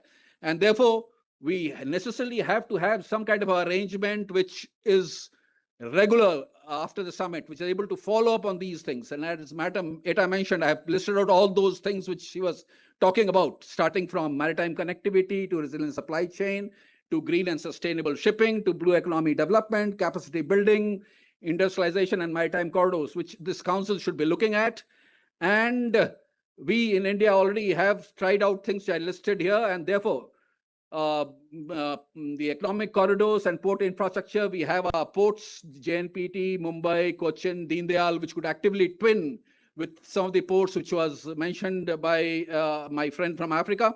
And they could possibly, after twinning, look at digitization enablement and single window and regulatory harmonization, etc., etc. Similarly, economic corridors, one from East Africa, the Western Indian Ocean, I have listed out a few of them. The maritime security and supply chains. The coastal shipping, again, is big. We, on the Bay of Bengal side, have coastal shipping agreements with quite a few countries. We have one with BIMSTEC, where we have a maritime now shipping agreement, which has been scaled up. Now, with coastal shipping being the traditional way of doing things, the dhows moving from Africa all the way through Arabian Peninsula into India is something which is, again, big that we can work on. Green shipping and maritime, some kind of a center, IIT Madras Center in Tanzania has been well received. I'm sure we could have a similar kind of a thing on the maritime side, with the Indian Maritime University being a part of it. So I listed out a few suggestions here. And maybe if the roundtable agrees on that, this could be a recommendation that we can make. And before I end, I could only say that the crisis that we are in today is, I see it as an opportunity of making things happen which we've already wanted to. And now I suppose there's no escape. And if we want alternate supply chains which are resilient, these plans which have been working on and have been on the drawing board have to start working for the larger good, whether it is energy resilience, to take care of the energy choke points, to have these energy grids, and to have fertilizer resilience. So these are challenges which we face this side, we face on the African side, and both of us together, with the maritime connectivity in place, could be able to meet these challenges. And the Mahasagar thing that our government talks of, I suppose, gets institutionalized by taking these initiatives forward. Thank you very much.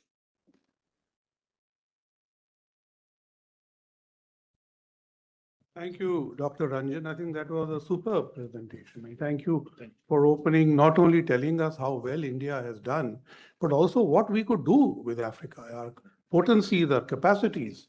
I think this is all very important. You did mention the IIT in Zanzibar, and I think we have spoken today, several people, about the naval institution. So I think that that should be encouraged to set up some courses through the IIT in Zanzibar, the existing institution, use it to maximum effect, bring more people there. I think that would be useful.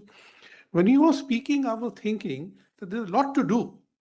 And when we heard Linda, they want a lot to do, but it doesn't get done.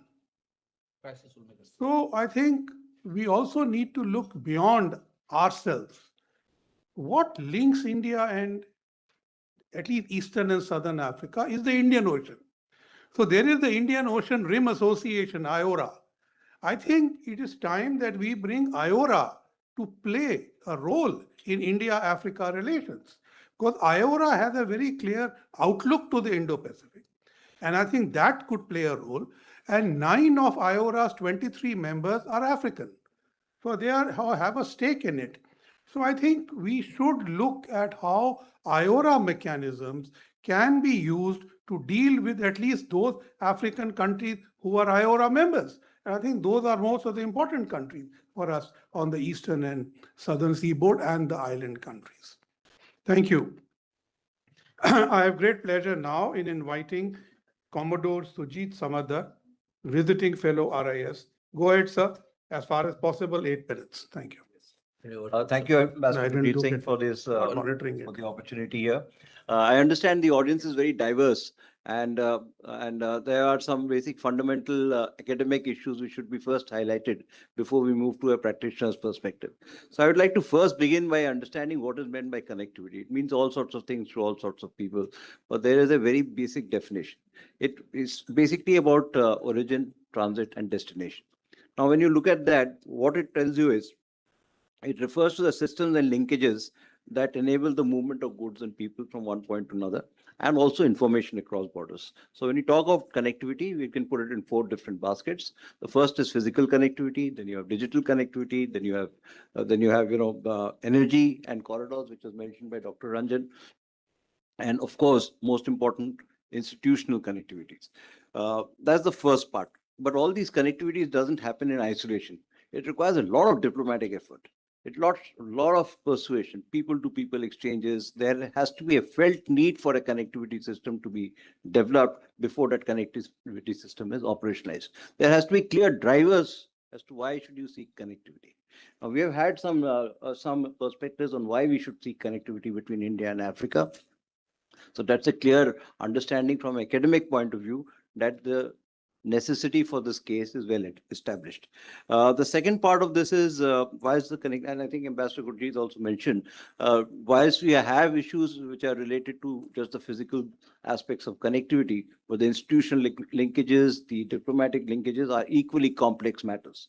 We cannot dismiss them. A simple thing like the International Customs Union will have to form various sorts of rules, SOPs, procedures that will allow this connectivity to be developed unimpeded. Otherwise, both sides will be embroiled in whole amount of paperwork, legal issues, and all of that. So we need to have that. So basically, connectivity must also work with targeted reforms, border coordination, supply chain efficiency was mentioned on both sides. But when you talk about supply chain efficiency, what does it mean? All efficiencies in inputs and outputs. So one of the ways of looking at efficiency is in terms of costs. Whether route A, route B, route C is commensurate with the benefits that you would get with it. So that's an aspect of connectivity, which also requires substantial amount of negotiation between the diplomatic agencies on both sides. Ambassador Gurjeet Singh is here. He's well aware of the complexities of such negotiations. I'm just highlighting it. So whilst we have looked at connectivity, what is maritime connectivity? Maritime connectivity is any connectivity where one of the nodes is a maritime center. It can be a port, it can be a transit passage, it can be any of these things, but it must have a maritime element to it. Then only we can talk about maritime connectivity. But maritime connectivity might only connect an origin and destination and caters for the transit part. But it is also important that those 2 origins and destination points must feed into the hinterland. so that there are cargoes, there are goods, there are merchandise, there are people who are able to move from point A to B. So just looking at maritime connectivity as purely a port to port sort of issue is taking a limited view of the point of the understanding of maritime connectivity. The second and very important aspect of maritime connectivity is about the rights of vessels at sea. First, UNCLOS gives that to you, where we have innocent passage, which permits ships to pass through territorial waters with certain restrictions imposed by the coastal state. Then you have transit passage, which is what is applicable in the Straits of Malacca, in the Red Sea, in the Gulf of Hormuz, in all these waters, which are international passages where you have transit rights, where coastal states have no right to interfere with that as per UNCLOS. So these are other aspects which can impact connectivity. With these two basic things, I think the next point that emerges is while connectivity is, as we have seen, leads to good commerce and let's say communication, but remember there is also a fallback to it. I mean, there's a reverse side to it. Reverse side to it is conflicts and crime. If you are not connected, you may not be in a conflict. But the moment you get connected, crime will take place, conflicts will take place. And that is where vulnerability of these OD, origin destination points, come into sharp focus. So there again, as what RIS does, what our diplomats do, is to be able to thaw down these issues of conflict and disputes, so that innocent passage, transit passage, and the free flow of goods and merchandise from the sea lines of communication continue unimpeded. That is vital to the national interest of whichever state you are in. So the second part of this is the crime part. Now, crime at sea has now become, all sorts of colors. You had white collar crime, you had blue collar crime, now you got khaki color crime, you got some other color crime. There are different types of crimes that's happening. And each of those crimes pose a certain threat to maritime connectivity. And those threats have to be concurrently addressed by the unified power of the coastal states, not just the navies, not just the coast guards, but institutionally. And again here, diplomacy, our own academic leanings, who come with data-driven solutions as to how do we control crime, how do we prevent conflict, how do we prevent disputes, so that this transit passage between origin and destination of ports continues unimpeded. So now with this as a background, we've been talking about, and I think Dr. Linda was right, and Dr. Ranjan has also equally emphasized this point, that we can keep talking till all the cows in the world come home, but we must do something about it. So I think the first thing that has occurred to me in the last few days, we've been discussing that at RIS for some time, is clearly to seek alternatives to energy. And whilst we are looking at economic corridors all this time, it's equally vital to also identify energy and minerals corridors. So whilst we're talking about supply chains, which might be parts, components, and stuff like that, and maybe textile shoes or whatever else that can be part of your supply chain, but fundamentally it's about energy and minerals. That is the basic materials which go into production. So we need to secure that. So let's start by looking at the energy corridor. Now, Venezuela was in the news for some reasons some time ago. But one thing that we don't know is Venezuela has one of the largest stocks of crude, what is known as SAR crude. And there are only two places in the world which I know of where it is processed. One is in India and the other is in Gulf of Mexico. Port Jos in Venezuela has the capacity to handle more than 300,000 barrels per day of crude, but it doesn't know what to do with it. All it only goes there. If it has to transit all that crude to Asian refineries, including India's refineries, it has to go through the same Mediterranean, negotiate the Red Sea, tackle all these Somali pirates and blah, blah, blah, and do about a 14,000 kilometer passage before it can get to a refinery. The other alternative which we can do is to look at the African map. And there again, two ports stand out very clearly. Luanda in Angola, and across on the east coast is Dar es Salaam. Mention was made by Ambassador Gurjeet Singh on the ports in Mozambique. I've not really sailed. I've actually jeeped all the way up and down from Maputo to Beira to Nacala. Beautiful ports, large capacity, strategic importance. Depths of 300 meters and less than half a kilometer away from you. That's where strategic assets can be, put when you have long-range weapons. But to cut that story short, you have Luanda, in Angola, which is one of the largest exporter of crude to China today. And Dar es Salaam, mention was made of Dar es Salaam as well. Another port, both of them have single point moorings. So you can cut this entire passage. Instead of rounding the Cape of Good Hope, you make this energy corridor, which connects Angola to Tanzania, both friendly countries to us, of course, through the DRC, where again, Ambassador Gurjeet Singh very clearly mentioned the huge resources that this landlocked country has.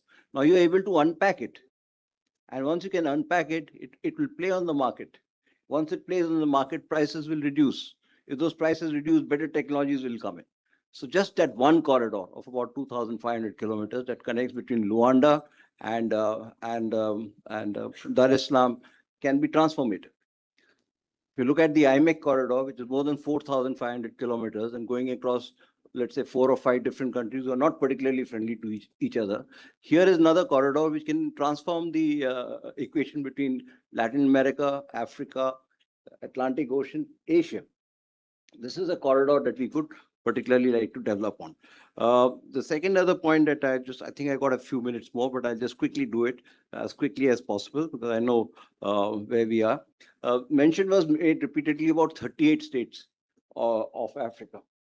It's not 38 states who are impacted. It's all 51 states are impacted. The landlocked states have an equal right to access ports, provided they can negotiate diplomatically with their coastal neighbors for right of passage. That is possible. But the other point is oceans are indiscriminate. You might be a coastal state or you might be a landlocked state, but weather will hit you anyway. So even landlocked states also are impacted by what happens at sea, which is again an outcome of shipping, for example. That's why I think mention was made by Dr. Ranjan very, very importantly, and earlier also, was the need for green shipping and green ports.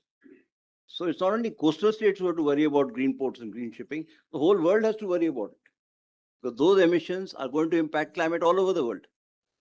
So these are some points that we should look at when we are looking at connectivity in a larger sense. While I've given you the academic framework for it, there's also a practical and a practitioner's framework to it, which creates, as Ambassador Gurjeet Singh very correctly pointed out, if you have business cases for projects, those projects will get funded.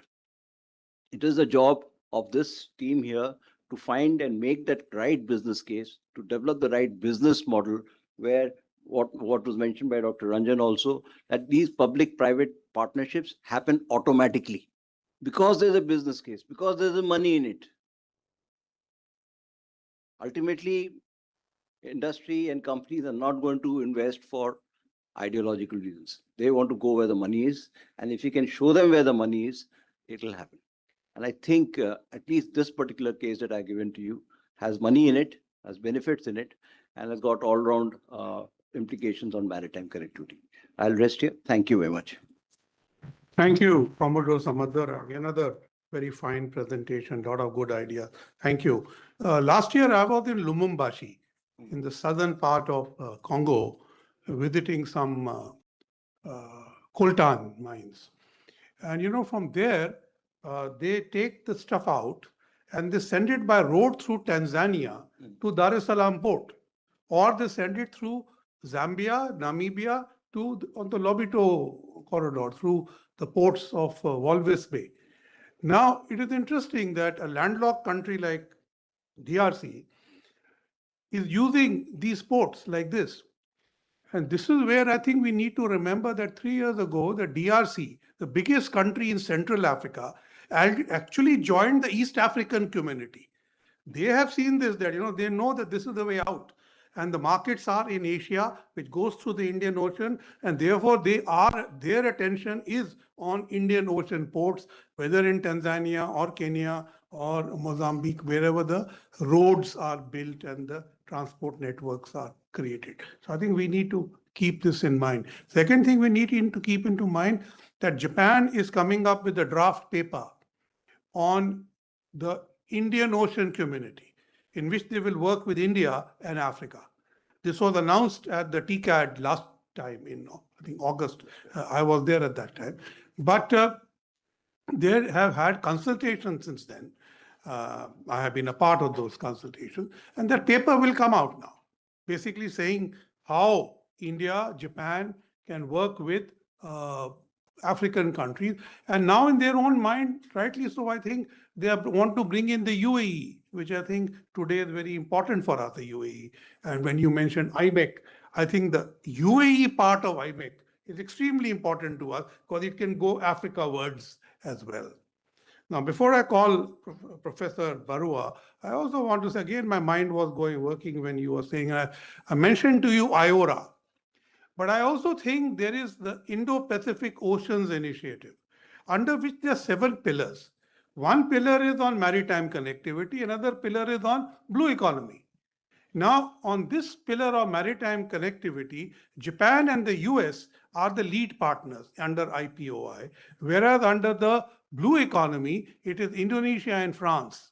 So somewhere at least France, Japan, the US are involved in the Indian Ocean in some ways, more Japan and France with India. So I think bringing in the IPOI makes more sense because see, bringing in IORA, bringing in IPOI means you stop duplication of efforts on the same coast. And the funding which may come through these efforts can then be used for the same purpose that we want in the eastern and southern coast of Africa. That is where, for the foreseeable future, our interest is going to be confined to. I mean, I don't think we are going to be building infrastructure in the Gulf of Guinea, however important that may be to us. I think we are looking at this area. Now, I would now like to call Dr. Prabhana Barua, Associate Professor, Jindal Global University. You can have as much time as you like because we went to the same school, right? Okay, thank you. Thank you, Ambassador Singh, and thank you to RIS for having me amongst this stellar panel. I also feel quite an outsider because I don't look at Africa closely, but I do look at connectivity, a little bit of maritime, mostly on the East. So I'll try to give some lessons that I have learned in my experience from the East. But let me take a minute to start with what Ambassador Singh has said, that the important point is we cannot or should not duplicate things because like what was once said, and since I'm a professor, I'm going to start with an academic framework too.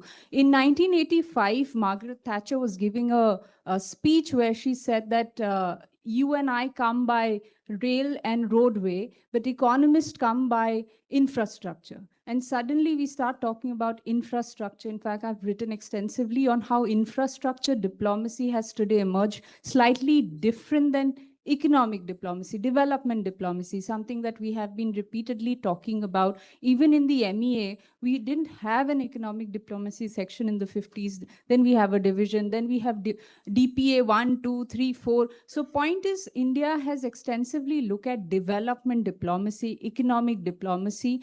We didn't really look at infrastructure connectivity as much. Also because we didn't have that much of a capacity. So what really changed is 2 or 3 things. It's not just China and not just the BRI of China. That is one factor. And one of the most important factors for sure, in 2013, when it was launched, I think there was a lot of, somebody told me, it's like a aloo, it gets put in every vegetable, you know, because it suddenly became the trending word of that time. But also because India became capable. All these yojnas, pariyojnas that we are mentioning today, whether it's Gati, Shakti, whether it's Sagar Mala, Bharat Mala, they have precedence in the 2000s itself. Obviously, they started getting implemented or put into action more recently. So point is that now we are in the midst of so many of these plans and projects, and we must avoid duplication. If we look to our east, India's eastern coast at least, yesterday, like Dr. Ranjana was mentioning, I was also speaking there. We spoke about the BIMSTEC Master Plan of Connectivity. There's the ASEAN Master Plan of Connectivity, and there's BBIN and, you know, so many other things. Now, if we come to the West, we have to first, as you know, Komodo put it, what kind of connectivity? The institutional, as much as I want to talk more on the institutional and say universities should do this and that, but let me come to the physical connectivity of it. If we look at the ports, and I'm also going to draw from what was given to us, there was a long list given to us as to what we think are advisable or could be recommended during the forum actually.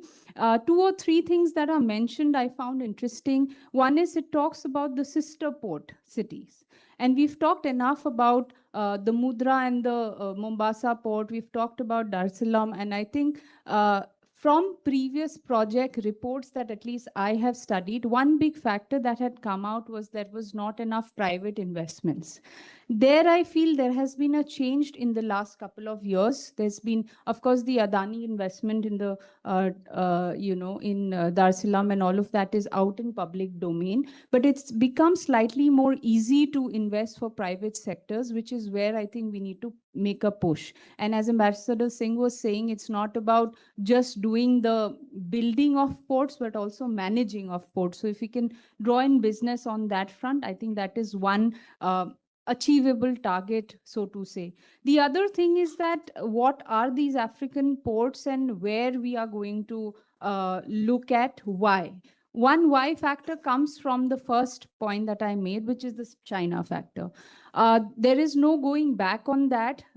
Again, if we go back to another story in the 1960s, we had the Tanzania Zambia railway that China had built, and it was completed by the 1970s, where we were not even thinking about connectivity as such. But interestingly, Japan, which was also big time into infrastructure, didn't catch up. One example is the high-speed railway. It was Japan when, I think in 1964, it first built high-speed railway, what we know as bullet trains today.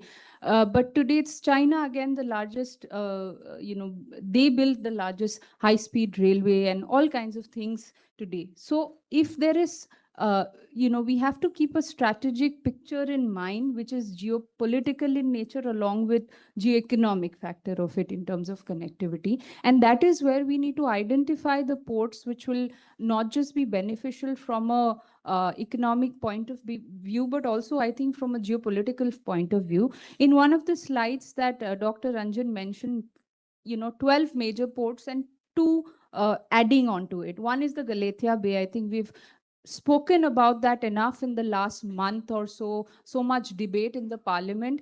Personal view is that it is a very important project from a political and geostrategic point of view. I think there's no debate on that. Environmental and economics, of course, there's always going to be some debate on that. The other is the, port in Gujarat, which is now developing in a PPP model, the Vadhavan port that we don't usually mention or we don't talk about. Maharashtra. So my point is that that port, I think, has a lot of capacity for the future. The date that is put for its projected implementation is 34 or something around that. So we have a couple of years to that. But point is that that is on our western coast, and from there, if we can get the economics bit of it to all of these ports that we've been mentioning, one port that I would like to mention, which again, because I'm not an economist, I've only started delving into some of these logistical and economic aspects of it, is the Mozambique port of Beira, which I think we don't talk about enough, and we don't talk about Mozambique ports enough, I feel. So that's somewhere I won't be able to lay down exactly how and what we should do. I think that we have better experts to do that.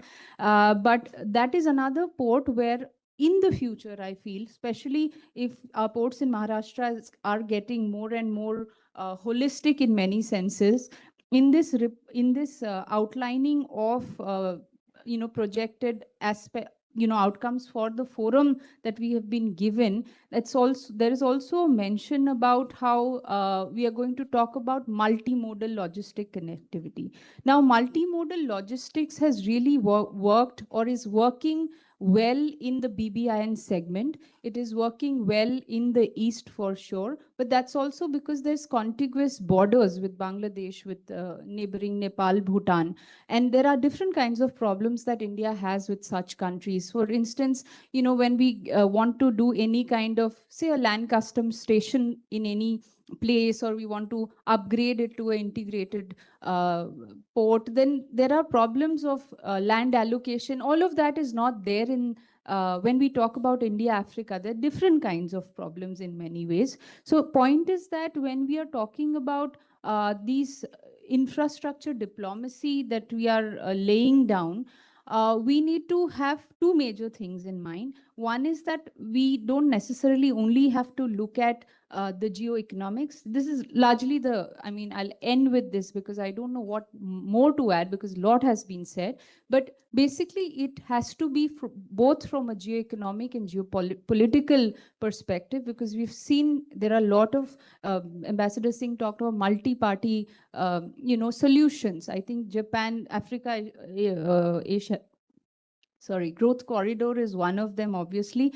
When we started with the Quad, the Blue Dot Network came up as a response to China's BRI. So there is enough already. All we need to do is synergize those and bring in geopolitics as well as geoeconomics in it, which means we may have to engage with our partnering countries like Japan or any, other countries. One mention was made of shipbuilding as well as bringing down or dismantling of old ships, which I think we're also doing with countries like South Korea. They're very much interested. So there are very different segments and sectors we may have to work with in terms of multilateral diplomacy in the infrastructure sector. The larger second point is the fact that when we are talking about connectivity in the maritime sector, we have to keep in mind that along with the problems that were there in the past, which are all not solved. Obviously, this PPP problem is just one I mentioned. They're not all solved, but there are new legal frameworks that have been put to place. One is we already have spoken about the Ports Authority, the new act basically in 2025. We have in 2021 upgraded basically legal frameworks have been upgraded for actions to be taken. And I think that is one place where we now have to increase the pace of our implementation. This is my larger submission for, the points that we have been given. So we cannot, there are also many points. Actually, that list was very exhaustive. I just looked at a couple of things there. But, having the sister port arrangement with Africa really stuck to me. We have sister cities arrangement. We once proposed this with China, for instance. So that I think could be doable. The other is bringing about port investments. I think we've listed a couple of ports for that. The third within what has been given to us is that institutional and other synergies that already exist. I think there's already enough that's on the platter. That's all. I'll stop here and we'll be happy to take questions. Thank you so much, Professor Barua. I think that was also brilliant. She has given us so many remarks and ideas working out of it. I think toward the end, she directly said, how are we going to do all this? I mean, how are we going to implement all this? For instance, there's the European Global Gateway, the G7, Europe, EU. How do we get into it and how do we use it for our benefit to look at the Indian Ocean? Not clear to me. I'm not certain it's been thought about, but I think we could look at that. Like we are talking to the Japanese, I think the EU context would have. Secondly, you rightly mentioned about streamlining rules and regulations on our side. But under the Africa Continental FTA, which every African will tell you about, and they'll mention it in every speech, there is not enough unity of purpose. You still have too many differences of rules, local rules, which are there. Almost, if they can forget all of Africa, if they can achieve a unity of rules and regulations for every regional economic community, I think that will be a big thing.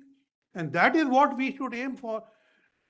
Where we lack is we don't do a dialogue with the African Union or the regional economic communities on issues of interest to us. When they are making these policies, India is not on that table.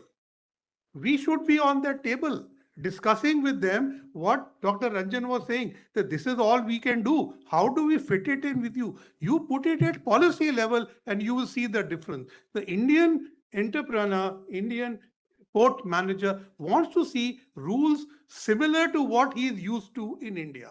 So then he finds it easier to work. Now, we ask for question. You want to take over? Yes, please do. I hand it back to you. Thank you. So thank you, sir. I think we have a lot of eager enthusiasts and people sitting in the audience also. One of the important implementers if I may point out, the Overseas Infra Alliance. So we are talking about what during the course of this action call was given by many speakers. But most of the speakers also highlighted some projects call, but some specific projects which are of importance. And if there is some important, you've been with India Africa for a long time. If you have some question and some important projects to highlight, because there's a call for projects to be highlighted, which could be not only highlighted at the India Africa Forum Summit, but also as an recommendation from this panel, please. Yes, so I requested Mr. Amboj and then Professor General Narayan, I think. So some questions could be taken. General Narayan, you want to start? Oh, just a question there.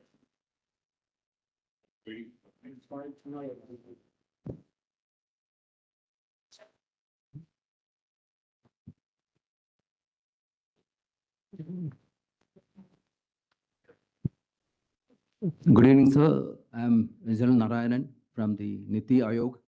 Like you, I'm neither an expert in anything, sir. In the short while you had a small connect with Professor Barua, being from the same institute. Let me try and have a connect with you, however slender that thread may be. About 25 years ago, sir, I was a part of the Indian peacekeeping force, my battalion in Ethiopia, Eritrea. So it'll be a pleasure to read your book. Let me try and get a copy of that, sir. Now, my question is that you talked about a lot of things for strengthening India-African relations. China has invested a lot in Djibouti in satellite launch facilities. However, this is did not mention in any of the panelists or the moderator or the chair, sir. Any reason for that, or can you think of this also?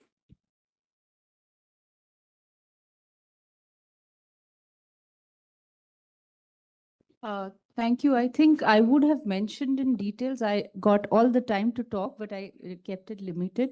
China's presence in Djibouti is openly, I think, also for strategic and security reasons, whereas this panel, we were told that it is a focus on geoeconomic reasons and so and so.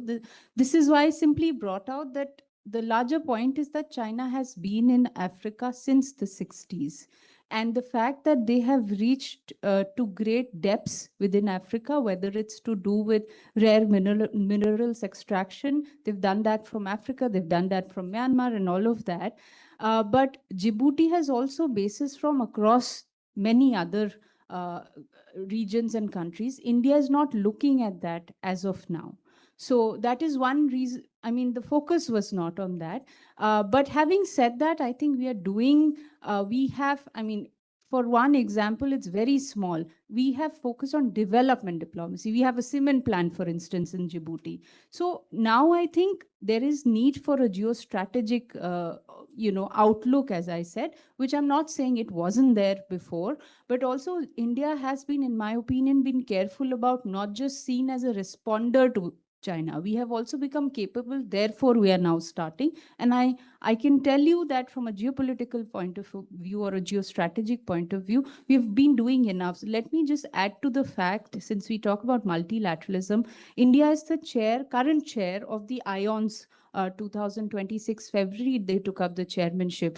That focuses completely on, it's an Indian Ocean Naval Symposium, as we all know, which has African countries within it. Now, they have listed about 6 challenges, which talks about IUU, which talks about drugs is one of the biggest challenges, smuggling and contraband, for instance, and that all of that mostly in Southeast Asia, but also largely in the Horn of Africa and other regions. And India and Africa also closely working around such symposiums. And because we are chairing that as we speak, I think some synergies could be found commonly along those lines as well. Ambassador Bhatia wanted to say something. I want to just say, I would like to talk to you separately, because I was ambassador to Djibouti and I know what happened. So I'll talk to you separately there. Yes. Thank you very much, Rajiv Bhatia, former ambassador. I have 2 points to make in response to very thoughtful presentations from the podium. And I congratulate all the panelists and the chair for this. First point is that while this is all building up to the Africa summit, so a degree of enthusiasm and energy and even excitement is all fully understandable. But I think we should also not lose the sight of realism. I think then we would be in a better position to prepare for this summit. So first of all, IPOI that the chair referred to is something that we keep hearing and reading all the time, especially how every year or so we get one or two nations added to the team. We don't know much as to what IPOI is actually doing or delivering. So this is obviously a very good concept, doing rounds of the think tanks. But in real ground terms, whether it is delivering much is something that we need to understand. My second point is that today there was great emphasis on maritime connectivity and a little less stress on blue economy. That will come later. In that case, I'll hold back. I thought that you're covering both at this stage.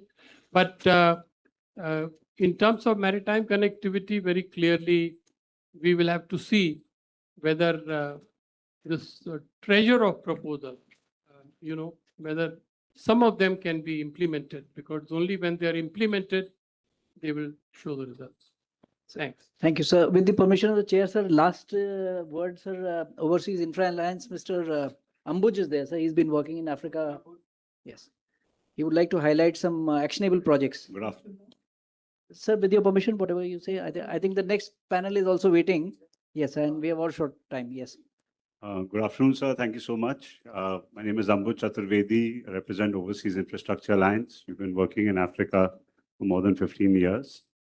And today was quite an opportune day because I've just returned from Tanzania 2 days ago. So, and I have my friend Mr. Mathia over here, and we were discussing the country. A couple of points which came from the ground from my friends over there, that obviously cold chain would be a very big area for investment in ports, because today we say that we're trying to eat everything with protein, and fish, which is the main source of protein, is something which is still not getting its fair share in terms of agri-processing capacities which are being developed all over the world. If you pick any commodity, which is wheat or edible oil or any other food item which you eat, the market leader has 10% of the market share of that commodity. In fisheries, you will not find any global giants. So despite being a vegetarian, I feel this is a big area, and the biggest source of protein, which is now becoming a priority for everyone across the world. This can be captured by developing the right amount of cold chains in all the port infrastructures.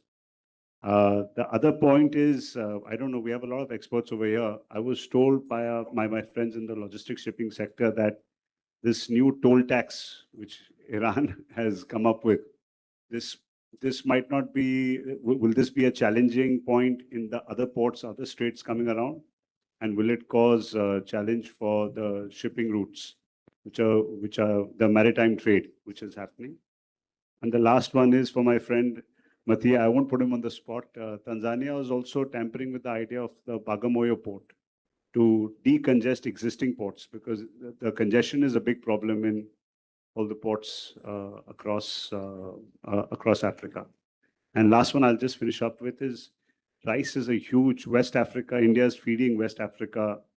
So there, port connectivity would, the improvement in port in terms of handling the agri cargo would also like help our Indian exporters who are feeding rice in West Africa. Thank you. Thank you. Thank you very much. So I think I'll just give the panelists a last word to respond to these queries, beginning with you, Dr. Ranjan. Thank you. I think the issue of toll tax and so on that you mentioned, as I was trying to point out, that the Hormuz crisis and these developments are going to realign the shipping routes. The certainties of shipping which we are used to are getting challenged. The framework of UNCLOS is getting challenged. The idea of the guarantees which are provided in UNCLOS being followed by everyone is no more the thing which all of us can hope for in the future.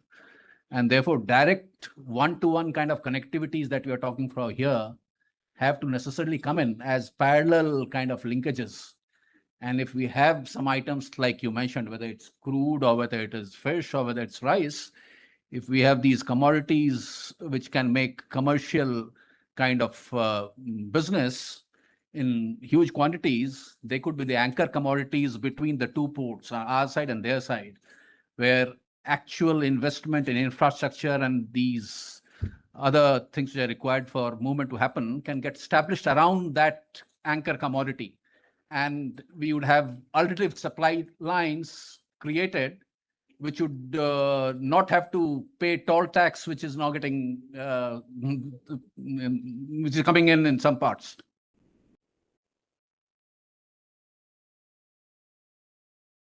Thank you. Very interesting discussions. Just very quick point, and I just want to re-emphasize that, is that all connectivity has got commerce and communication, as I said.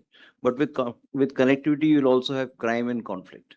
So one of the main underlays of any connectivity project is assured security, stability, and the sovereignty rights of nations. So any design that we do of connectivity has to first have that underlay right, so that business investments and all of that are anchored on the belief that that there is a architecture which will support that investment. So therefore, any design of connectivity must have a very underlay, very powerful underlay of a security architecture which facilitates that connectivity and isolates conflict and crime.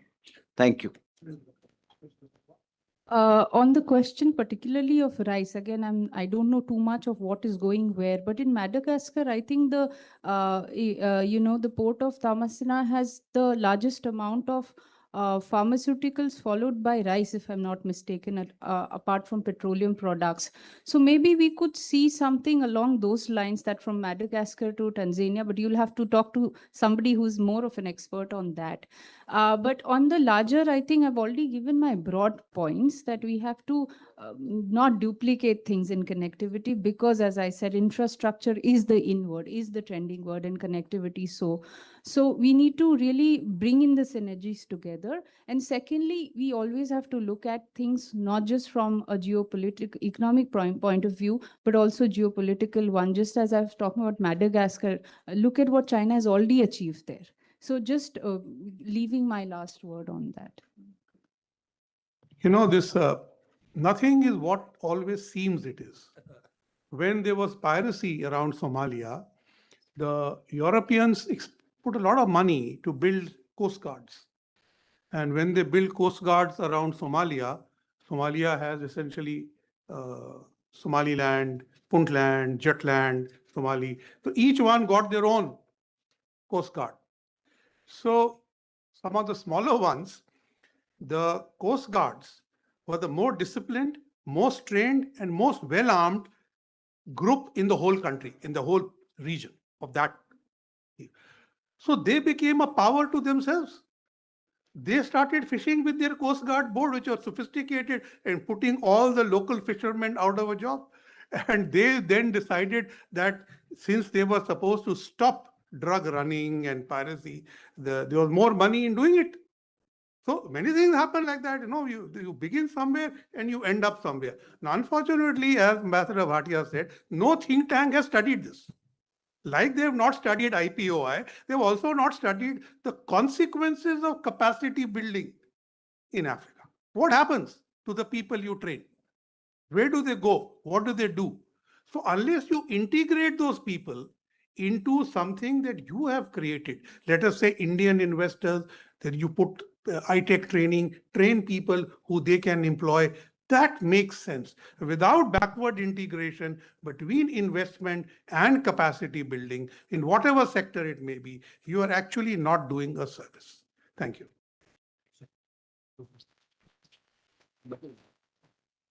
Thank you, sir, for summarizing the complete aspects of today's panel, sir.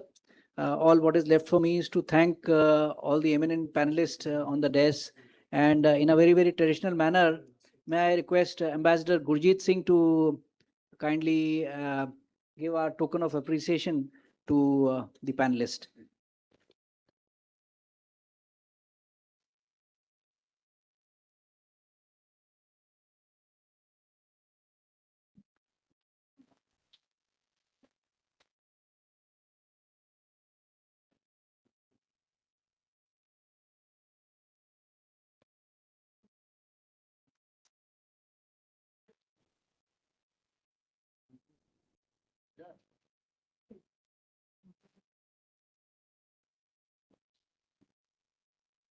May I also have the honor of presenting a token of appreciation? Thank you.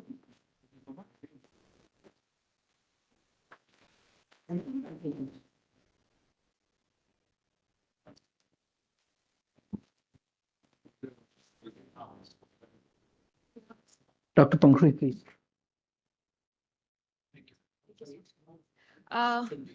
I know there. So, can we have a group photo, please, for the session? Just till the time they are having a photo, I just want to make an announcement that we are not having the tea break now. You can take your tea and please be seated so that we can start the next session right after this photo. And I would request the admin to change the nameplates. Thank you.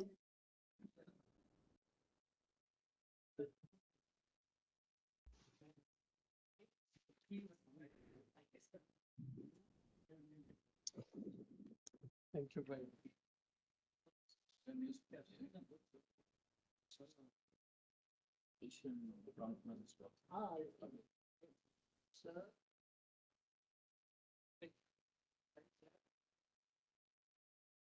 Thank you. Well, yes, but work well. You always keep the session. That's very good. I was in Tripura. 20 years. I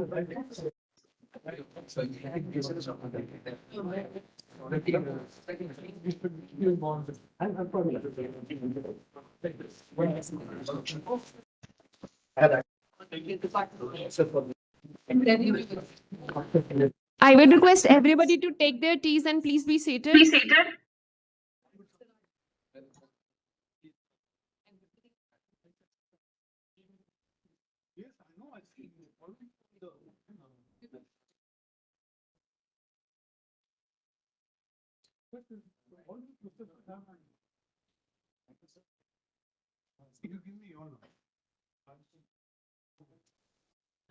Manish?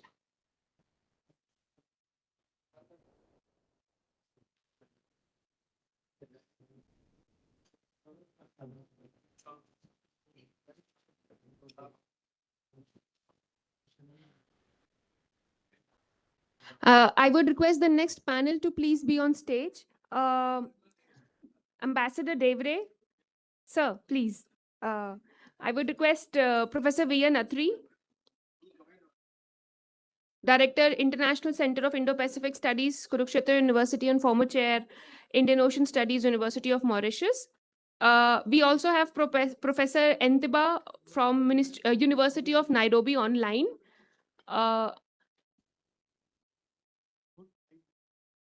Good afternoon, Professor Entiba. Good afternoon, and thank you very much. Professor Ruchita Bedi, Senior Fellow, VIF.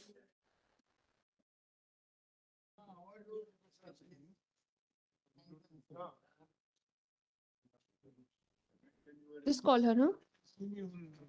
And Dr. P.K. Srivastava, Scientist GMO, Ministry of Earth Sciences.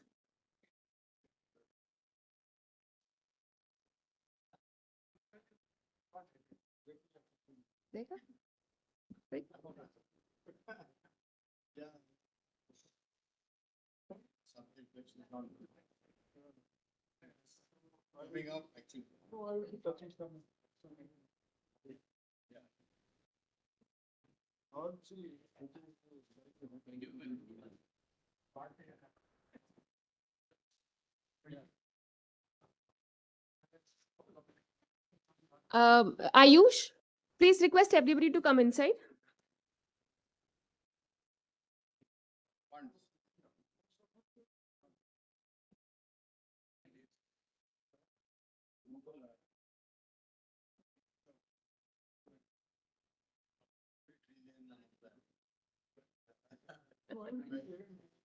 You can see how you can see the context of looking.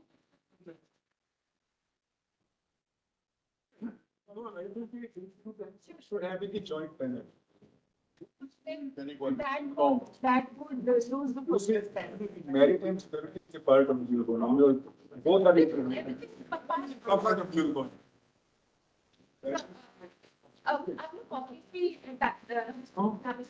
Sir, they'll come here. Better है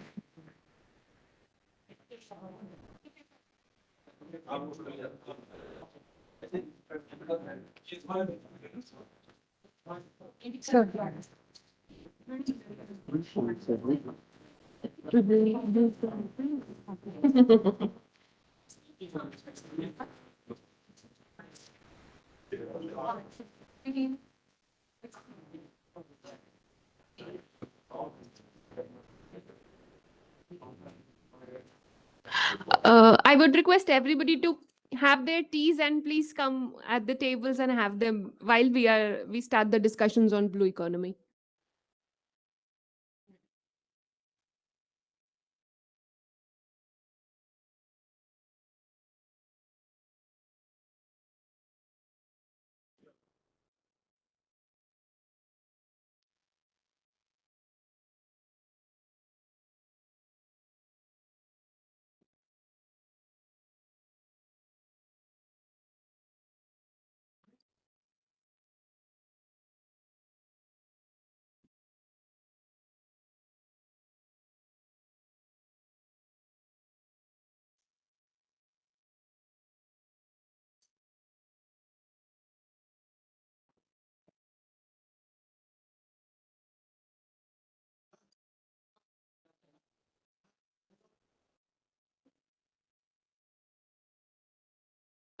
Good afternoon, everybody.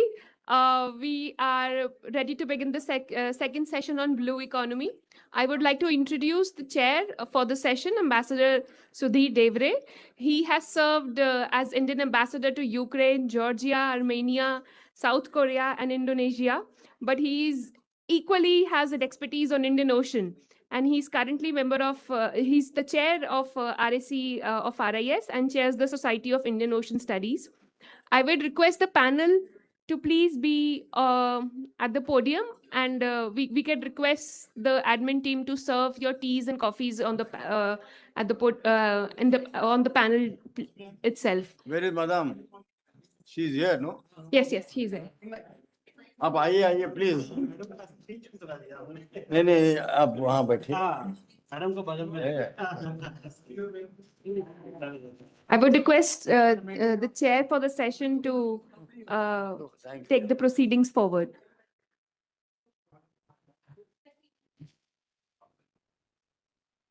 So shall we start? Shall we start? Yes. Good afternoon. May I request all of you to please take your cups of tea and coffee to your table because we are already considerably delayed. I think we would like to start at the earliest. Well, this session is devoted to blue economy. I think in the context of India-Africa relations, maritime security and blue economy are two very important dimensions. And since we are going to have the India-Africa Forum Summit in the next few days, the importance of these two aspects cannot be overemphasized.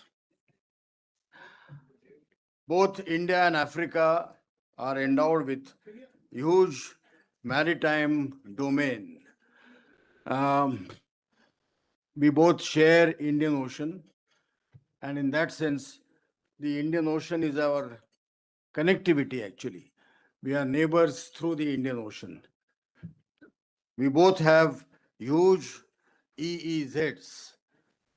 Africa naturally being a continent, it also has on the Atlantic. So its EEZ is much, much larger than ours, but I think the EEZs still remain largely unexplored or unextracted. The Indian Ocean, we all now pride ourselves by saying that it is now becoming very important. With the Indo-Pacific, its importance further went up.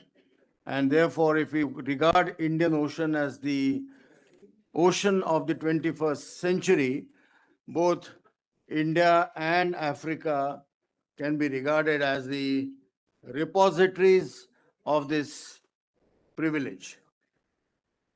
Well,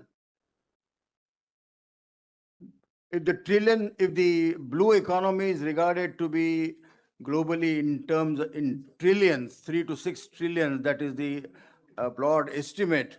I think India's share will be very small. Of course, Africa's will be larger, but both India and Africa have just barely touched the surface. I don't think we have done really as much as we should have done that. The whole subject of blue economy lends itself with a lot of opportunities as well as challenges. And I think it is mainly the question of implementation that really matters when we are discussing blue economy. I would say the maritime domain drives the India-Africa relationship to a large extent, or it should do that. And the concept of the AI key ME, that is the Africa-India key maritime engagement. If you talk about that, then I think it will really it encompasses maritime security. It will show that India is a net security provider. India is also dealing with illegal trafficking, also illegal fisheries, counter piracy, and so on. So that these AI, Ki, ME, and Mahasagar together, I think they bring a kind of a very significant collaborative approach between India and Africa on the blue economy. We heard in the earlier seminar that connectivity is, of course, the key issue. But with respect to blue economy, we have had, I think now, like more than 10 years, or about 15 years of experience. Even with Africa, I think we started discussing blue economy around 2008. And then in 2015, it took a more concrete shape. So nearly 15, 18 years have passed, but in terms of progress beyond, I think, reports from various think tanks, I don't know how much it has really happened. We have had some international treaties like BBNJ and ABNJ, which has also been entered into in the meantime. The question of deep sea mission that India has undertaken in the context of the 2047 Amrut Kal vision. We have all that, but again, I think we would like to hear from experts. Where are we now in terms of blue economy? What are the prospects? How we are going to implement the grand vision of the 2047? And is blue economy going to be a major component of India-Africa relationship? And if it is so, then what needs to be done? What are the concrete steps? All these years, governments have been functioning as main instruments for bringing development between India and Africa. Is that enough? We have had ITEC program. I remember from 1964 onwards, we have had ITEC program, and we have done a lot of work on the capacity building. Thousands of Africans have been educated, trained in India. Indians have gone as experts to Africa. Indian teachers have done great job in many countries like Ethiopia and so on. But is that really adequate? Don't we have to have more private sector participation in Africa? Wouldn't that really bring about true development of blue economy? Because economy is such an enterprise which requires all across efforts, and it need not be only confined to governments. So these are some of the thoughts I thought I would like to just raise at the beginning of the discussion. We are very happy to have the panel of 4 very eminent speakers, 3 of them present here and 1 online. I would like to request first Professor V.N. Atri. I recall he was in Mauritius as the professor of Indian Ocean Studies. I think it was sometime in early 2014. But even before that, when we had this IORA Academic Studies Forum, you were instrumental in that. And I remember after that, you formally joined the studies. So he has done enormous work on this subject. And he continues to work on this on the blue economy at the Kurukshetra University. He also has been writing on this subject. He has been a visiting professor at foreign universities. So I would request Professor Atri to give his views. It's about 10 minutes. Thank you, Chair. Let me begin by thanking the Director General, Professor Sachin Sharma, and his entire team for providing me this opportunity of joining this panel discussion on blue economy. And I remember it was, I think, 16th or 17th of January 2016, when I first delivered the talk on blue economy, in which I think more than 100 eminent scholars, ambassadors were there, and it was a wonderful experience. Now, as the chair has rightly mentioned, I have been working with IORA for the last, so many years, even with when it started talking about IORA in 1994. And not going into the history of that, but I would just say that if you have any question, any query, how does IORA functions, what are the prospects, and what India can do, and what India did in 2011 and 13, and what India is proposing to do during 25 and 27, and even beyond, what should be the suggestions? So that is a separate topic. So now coming to the blue economy.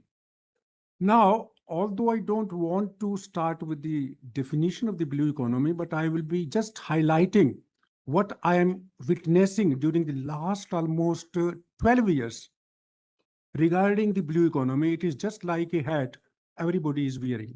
So everybody has their own perspective, but there are certain drawbacks which I cannot understand and I have to point out. One of the things I think that recalls me, when IORA was adopting this blue economy, it was adopted on 9th October 2014, Perth meeting.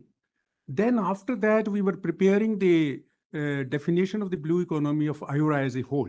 At that time, there were 21 countries. And I got the phone calls from the Mauritius, the ministry and all that, and Seychelles, etc. Professor Atri, why are you naming it blue economy? Why not the ocean economy? Not going into the detail, but I now would like to promote, I'm writing a book, which is, I think, have been very long, from the autobiography of blue economy. The blue economy will tell how or in what way I am being understood. So I think now it is better to shift from calling it blue economy, then you call it sustainable blue economy. So there are so many concepts, ocean economy, new ocean economy, new ocean economy, blue growth, blue economy, true blue economy. And now some people are talking the generative economy, and they say, forget the blue economy. Let us talk about the regenerative economy that happened in a conference which I attended in Reunion in France in February. So in that, I think I am trying to work on that also. So that is the background. But as on today, there is no universal definition of blue economy, although basically the main framework of blue economy has been very well understood. That is the sustainability. The other important thing which is happening, we need to understand the blue economy in context of climate change. what is the nexus between ocean economy and the climate change? This is very, very important. This is affecting your infrastructure. This is affecting your maritime security. This is affecting your transport. This is affecting everything. So now in the forthcoming India-Africa summit, let me start with what are the objectives? What are the requirements? What does Africa want? So they basically prioritizing this as a cornerstone of Africa's economic resilience. They are using the word economic resilience. And that basically also focusing on sustainable development, maritime security, investment focus, and governance, financing and tracking of IUU. IUU has been a very big problem in IORA, and people are talking about it, still talking about. But here is the role for AI. I remember, I think it was in May 2018, I was invited by the United Nations in Mexico to speak how this advanced technology can work for the benefit of the ocean. So after so many years, you see, 2018 and now 2026, now we are finding that how these advanced technologies, AI, they are helping. And I told there that if you apply the AI in the health as well as in the ocean, it will be helpful for the future of the mankind, for the humanity. So that is basically the story because the time is limited. Then the other thing which is important, that is the blue jobs in coastal communities. And African Ocean data system, they are lacking in data. How to generate data? Without data, you cannot do anything. Then basically the better management and developing low carbon maritime infrastructure. So none of the panelists, you see, the low carbon maritime infrastructure explains everything. Now, to give you a real taste, as Ambassador Bhatia rightly mentioned, that we should not forget the realism. So realism is very important. So I would request the chair, if it is 1 or 2 minutes or more, then please allow me. So I have been studying the various documents on blue economy, the ocean economy. So let me, in brief, give you some of the data. How the global blue economy has worked since 1995. So I will be just going through the data very hurriedly and only the main data. Now, if you take the aggregate output of the blue economy in the various, you see, regions of the world, in 1995, Eastern Asia accounted, this is the gross value added, 24.7% share. And in 29, it went down to 23%. Then the Europe, 32.3%, 95, and 20.1% in 2019. Then the Latin America and the Caribbean, 9.4%, 95, and 9% in 2019. Then Northern Africa and Western Asia. Here is the key. And this I just saw it again. In 95, the share of this region was 9.8, and in 19, it is 18.3. I remember the Operation Pakiza started by South Africa with the help of Malaysia. So that is the key. And I also know how the South Africa has worked very well in raising its share in the GDP of the blue economy, and how the other 9 member states are doing very well. Then the Northern America, 11.5%, 95, and 7.2%, 19. Then Southeastern Asia and Oceania, 7.4%, 95, and now it is 10.7%. Done very well. Southern Asia and Central Asia, 3% in 95, and then you see 8.1% in 19. The Sub-Saharan Africa, 1.9% in 95 and 3.6% in 19. So there is ray of hope in Africa to increase meaningful job creation. in coming days through blue economy. So then you see the other thing, basically, if you try to see the high income category wise behavior, then the share of the blue economy declined from 71% in gross value added to 52% in high income group. In the upper middle income group, the share was 13.1% and it increased up to 35.7%. Then the lower middle income group, it was 8.8%. Now it is 12.0%. So that basically what India can do for the Africa in implementing the blue economy. I remember, I think it was sometime in February 2025, I delivered a talk at Vivekananda International Foundation, and that lecture was more than 2 hours long. So there, basically, I spoke on the prospects of India to be a leader in blue economy by generating business models. So that aspect, basically, we are not touching. So this is the data part.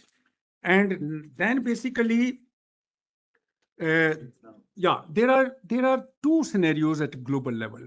One scenario says that if everything goes well, despite all geopolitical tensions and all that strategic things, the blue economy 2050 will be almost 40 to 50% more than the base year 2020.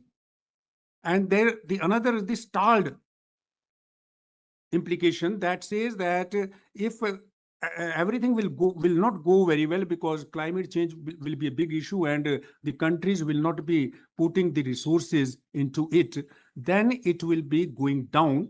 And the share of all the sectors, whether you are talking about maritime safety and security, whether you are talking about maritime trade, whether you are talking about fisheries and aquaculture, whether you are talking about tourism and coastal tourism, marine tourism, whether you are talking about emerging industries, whether you're talking about oil and gas, the share of all these countries, I have the data, the share of all these countries will go. And there are very serious issues. The people were talking about the fisheries, the blue food, I will call. The blue food, basically, due to the climate change, the share will go down in 2050. And we should try to create climate resilient technologies to save all those fisheries. So now, hurriedly, basically, what can be the implications or what we can do?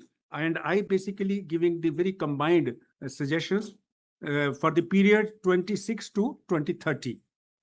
Now, one, as I said, to address the climate change, the triple planetary crisis, climate change, biodiversity, and plastic pollution, ocean pollution. The second is funding gap. The funding gap basically is around, you see, 150 billion annually. If you take the SDG 14, the total investment in 10 years, just 25 billion, whereas the annual requirement is 150 billion. So where is the blue economy? Where is the funding? Nowhere. So then decarbonization of shipping and ports, equitable transition and social justice, blue acceleration, and unregulated expansion of emerging sectors should be checked. Then the implementation of BBNJ. This is very crucial. In IORA, only 7 members have ratified it, whereas 11 members have signed it.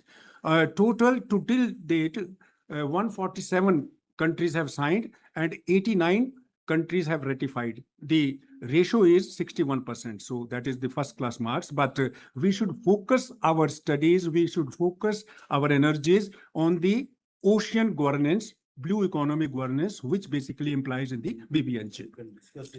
So this is this is basically the sum total. I would just sum up that the prospects for India to go in the summit and contribute at bilateral level to all the African countries are very bright.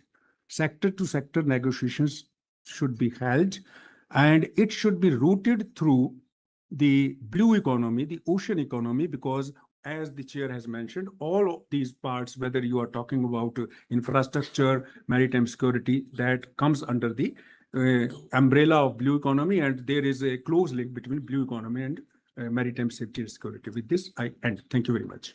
Thank you very much, Professor Akhri.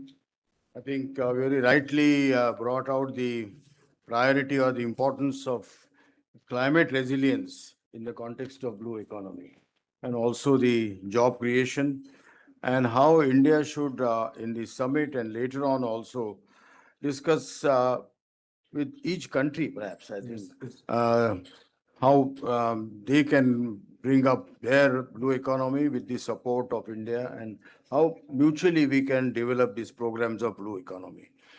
Well, we have now next speaker is Professor Maikeni J. Entiwa, University of Nairobi, Kenya. It will be online. How do we see that now? Yeah, so yeah, of course, yes. Professor Npiwa is a professor of marine and fisheries biology at the University of Nairobi. He has been the director of the School of Biological Sciences at the University of Nairobi, principal secretary for fisheries, aquaculture and the blue economy, and principal secretary for education in the government of Kenya. He is a leading voice on blue economy and aquaculture, and has consistently advocated for regional collaboration in the sustainable harnessing of blue economy for employment and economic growth. It's a great pleasure and honor to have you, Professor. So please go ahead and give your views on this subject. Chairman, thank you very much. I wish to thank the organizers of this roundtable discussion for inviting me. And it appears like over the last few years, 2 or 3, I was introduced to the Global Maritime Accord initiatives. And we've been together with retired Admiral Doan, whom we met one time at a meeting in Sri Lanka on Ayora, and it has been a good journey. Now, I think from my colleague, the professor who has talked right now, I think we don't need to go back into defining blue economy and things like that. For me, I want to put it around 3 areas that go around fisheries in a very, in a very dynamic way, and remain understood moving forward, which I think India and Africa cooperation can pick up these issues and progress them forward. The first of these is that, and I do not know, I'm speaking from London, where I've been invited for a meeting by the Royal Commission for the Exhibition of 1851 during their 175th anniversary. And they invited me because they give me a fellowship to read for my PhD at the University of East Anglia and at the Fisheries Laboratory in Lowestoft those years. So in the meeting that we've been having, and a chance to talk to the Royal Princess Anne, and the last word she told me was that when I get back to Kenya, I should get Kenyans to understand the need of growing seaweeds moving into the future.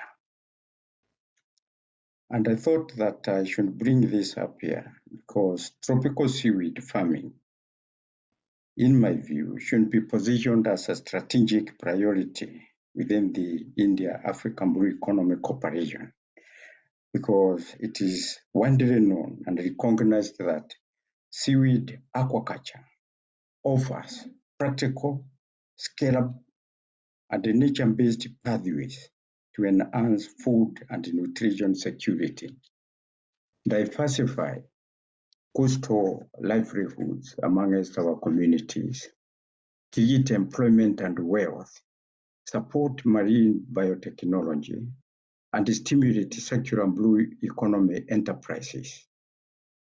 We also know that seaweeds provide sustainable raw materials for biodegradable plastics. And I think we should be serious about this. Of course, I'm being told that plastics that are non-biodegradable based on petroleum, industries and things like that. But we have a chance here to provide biodegradable plastics moving forward. Seaweeds can also provide future wallpaper.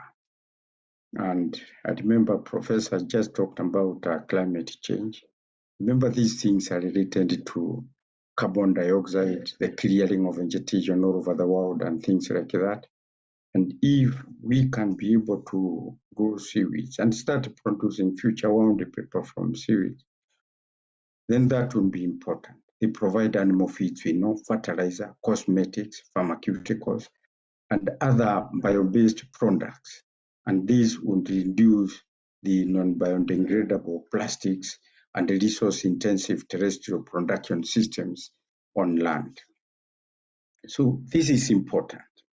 And in order to unlock this vast potential, this vast untapped potential, I think it requires deliberate investments in research, innovation, technology transfer, marine spatial planning efforts, and policy alignments.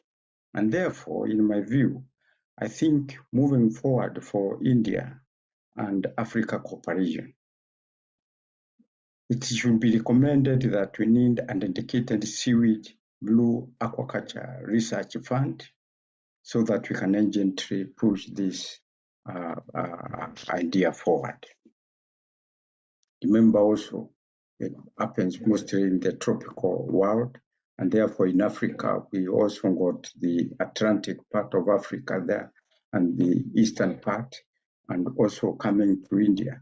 And this can be a big thing for Africa, for India and Africa. The second part related to this also, and I think this is key, is around calling for a professional transformation in fisheries and aquaculture governance.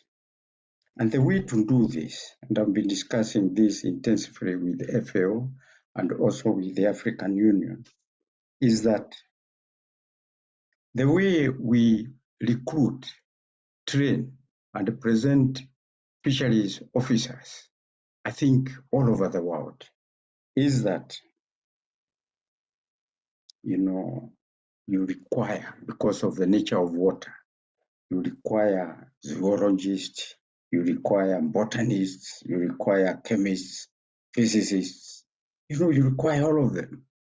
But the trouble is, once you put all this manpower into an institution called the Fisheries Ministry or the Fisheries Institution, whether in our national governments or in our county governments, like we have in Kenya, the regional governments, then you have chaos because these persons were trained differently in different institutions, in different cultures, and that FAO has been recommending that we need to retool, we need to reorient public service fisheries officers into a new professional cadre to be called fisheries managers, so that they are dealing as one team. We need a team that can play this game in the sea.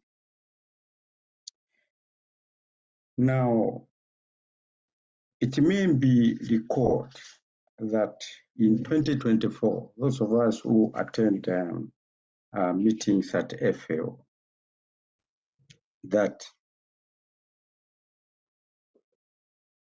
if we follow what FAO recommended, that this course be learned at the University of Nairobi, which has also become one of the centers of excellence for FAO, for AU. African Union in the training in aquatic research, aquatic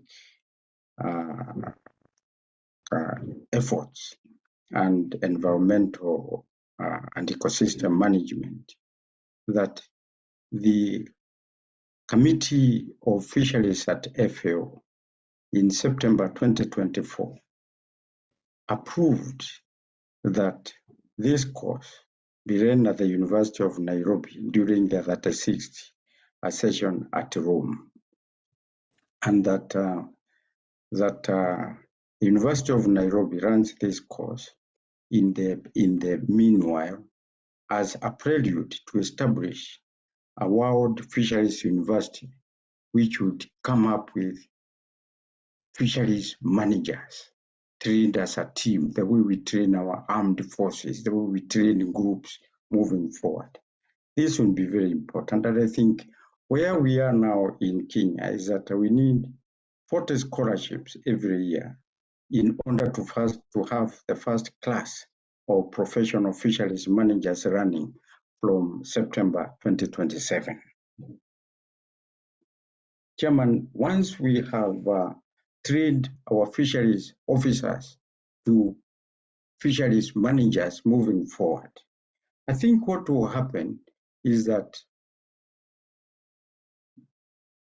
we're going to have a group of professionals in the Indian Ocean and probably across the world who can be able to spread what is now being called as ocean literacy during these 10 years of the UN decade for ocean science. That we must recognize, all of us, that unless from a few who are trained in these marine things, everybody else hears about them and also just sees the sea, the ocean out there.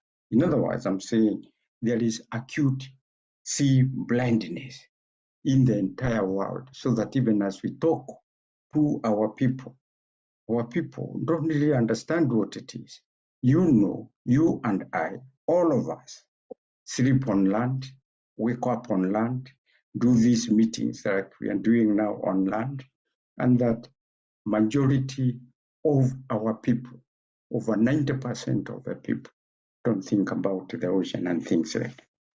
So the low level of societal awareness of the ocean's importance to human well-being, to climate stability, to food production systems, the economic development, I think is very serious. And therefore, India and Africa should deliberately and jointly champion ocean literacy as a core component of blue economy cooperation to be able to get the current and future generations to quickly transition from sea blindness to active ocean citizenship from a knowledge point of view. And this requires education for both its young and its older populations on ocean health, ocean as the one source of fresh water that supports terrestrial production and the green economy on land. And I was surprised yesterday, I was talking to a colleague of mine in America. And when I told this person that all fresh water in the world comes from the ocean, I was surprised when he asked me, how can fresh water come from the ocean when we know ocean water is salty? So you can see the amount of ocean blindness across the globe in which we live, which is the source of all these problems on climate change and the climate things that we have talked about. So, Chair, I think I wanted to make those 3 points so that then they rotate around as having to have to train the fisheries officers to become a new professional cadre in governments so that they can be able to take up the entire issue of fisheries sustainability, aquaculture and development, and so on and so forth. And remember, they are the ones that are meeting everybody on the coast every other time. They're the best positioned to be able to spread the word about everything, even to spread the word about sea farming. I want to Could you rest. please wind up, Professor, now? Please wind up. I've winded up, Chair, and thank you very much. Thank you. Thank you very much. Well, we couldn't agree with you more that there is still sea blindedness all around. Most of us live on land, and I think our thinking is still confined to land issues. So I think we have to somehow graduate ourselves from that sea blindness and consider ocean as much as we consider land as the area of our activity and our resources. So I think it's a very good idea. I think your suggestion that there should be a group of world fisheries managers, I think this is a very novel idea, and we can start with maybe some African countries like Kenya, Tanzania, and India, just across the Indian Ocean, and see how it goes, how they can work together as fisheries managers.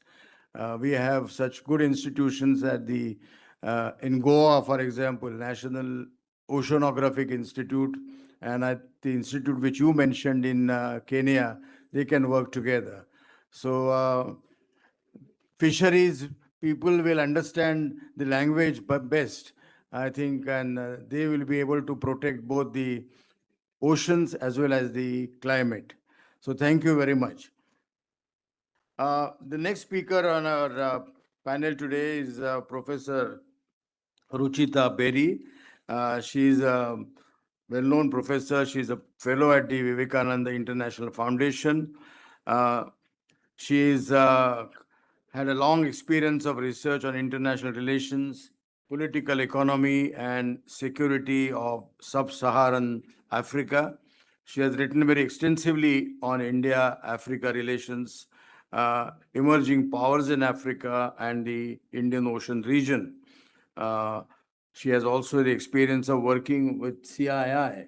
So with all that, I think you are perfectly fitted today to speak on blue economy, madam, and over to you.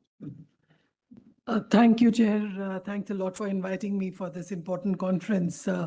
We are discussing the India-Africa Forum Summit and the way we can cooperate with Africa in various sectors. Blue economy is the area that we are discussing right now. But I think before I talk about blue economy, I would like to draw out the audience and talk about 5 reasons why we are interested in cooperating with Africa so much. And first, it is Africa.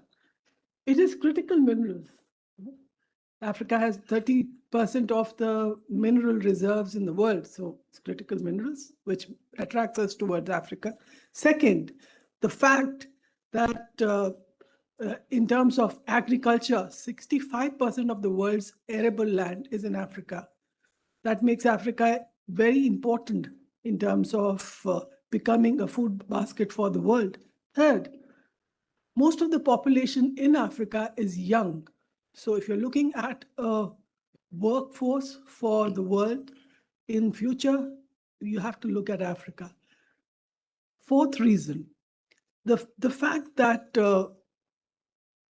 quite a few of African economies are among the top 10 fastest growing economies in the world showcases the fact that Africa is a diverse continent. We are talking about 54 countries. Each of them are not the same. We have economies which are among the fastest growing economies in the world, and we have some which are riddled with conflict. And finally, and most importantly, Africa is a region which is thinking of innovative solutions to deal with problems. They are the ones which have come up with an African continental free trade area, while the world, we are looking at fractured multilateralism. Here is a continent which is giving us hope. No wonder Nelson Mandela called Africa the continent of hope, because this is where I think hope comes out from. So coming back to blue economy, promoting blue economy has become a priority for a large number of countries across the world, including India and Africa. And the focus in blue economy is largely driven by the gradual recognition of the economic potential of blue economy and also the maritime space. A large part of Africa, economic activities are in the maritime space. It has, both India and Africa have large coastlines, large EEZs. 90% of the trade, both in India and in Africa, is through the maritime sphere. So therefore, it's no wonder that in case of India and Africa, there have been interest by the policymakers to present with the, develop strategies regarding blue economy. Now, coming to India, India has circulated the draft blue economy policy in 2021. The draft policy considered blue economy as a subset of the larger national economy. And it's vital for the country's march towards, Vikasit Bharat, or a developed country in 2047. And the government has launched several initiatives which promote the blue economy, whether it's the Sagar Mala initiative, which promotes port-led development, or the shipbuilding finance assistance policy, which encourages domestic shipbuilding. The Pradhan Mantri Matsya Sampada Yojana, which is actively engendering blue revolution through sustainable and responsible development of fisheries. The Sagar Manthan dashboard, which tracks vessels real time. The Deep Ocean Mission, which is looking at the minerals which are there in the subsea region within our EEZ and the continental shelf. And also development of technology to harness them. So, and finally, when you're talking about marine pollution also, because we are looking at sustainable development of our marine resources under the blue economy. So the Swachh Bharat Surakshit Sagar, Swachh Sagar Surakshit Sagar campaign that the government has launched, focuses on the terrible damage that the plastics are doing to the marine environment and the need to take collective action to end this. Similarly, in Africa, there has been a considerable attention towards developing blue economy, as the African calls it, the new frontier of an African Renaissance. So there are, in fact, no dearth of documents and policy strategies which have been developed in Africa. I can count them here. The African Union's Agenda 2063 lays a special focus on blue economy. The AU's 2050 AIM integrated maritime strategy also talks about development of Africa's blue economy. The African Union Blue Economy Strategy, which came about in 2020, has developed a vision of inclusive and sustainable blue economy that significantly contributes to Africa's transformation and growth. And the strategy has identified 5 priorities or 5 areas within the blue economy. First is fisheries and aquaculture. Second is shipping and transportation, ports, maritime security and trade. Second, coastal and maritime tourism. So they have included maritime security within blue economy. Third, coastal and maritime tourism, climate change, environment, infrastructure, sustainable energy, mineral resources. That's the fourth. Innovative industries. And fourth, institutional and governance, employment, job creation, innovative financing. So you have everything under the sun within the blue economy. We were talking about ports development earlier. That's very much part of blue economy. So we're talking about energy security earlier. That's also very much part of the blue economy. If India is thinking of looking away from the kind of conflict-ridden Persian Gulf region, obviously Africa is the way out. Developing the blue economy of Africa is the way out for India in terms of ending the dependencies in the Persian Gulf region. So there is a wide opportunity there for India and Africa to cooperate. Now, it's not that the blue economy has not been discussed within the discussions on, say, with the African Union or bilaterally with a number of African countries. It has been. In the last India-Africa Forum Summit, blue economy was identified as an area of cooperation between India and Africa. But I'm not sure what's happened. It's there. It's been announced, but I'm not sure what has happened beyond that. Similarly, this area has been part of several MOUs that India has signed with South Africa, Mozambique, Tanzania, and Kenya, Mauritius, and Seychelles. However, not much progress has been made in this. So the other part is that I have talked about the African Union vision of blue economy. Each and every African country has also developed its own blue economy policies, and some of them which are in the spotlight I'd like to mention here. They are Mauritius, which was the first country to develop a roadmap for blue economy. South Africa also launched the Operation Pakiza. Similarly, Kenya has been, and Seychelles have been the ones which have developed national plans to develop blue economy. And in fact, Kenya developed a national blue economy strategy announced that only earlier this year. So a lot has been happening in terms of developing plans, whether it's in India or in Africa, and Africa as a whole, all 54 countries of them, because there are two geographies, but they're not comparable as such. So, this is the good news, but the bad news is there are challenges. Within Africa, there has been a bit of tardiness. These countries in the spotlight I have mentioned, but there are, say, 20 countries which are developing on the path to developing blue economy policies, but there are 20 others which do not really consider blue economy as an area which is worthwhile pursuing.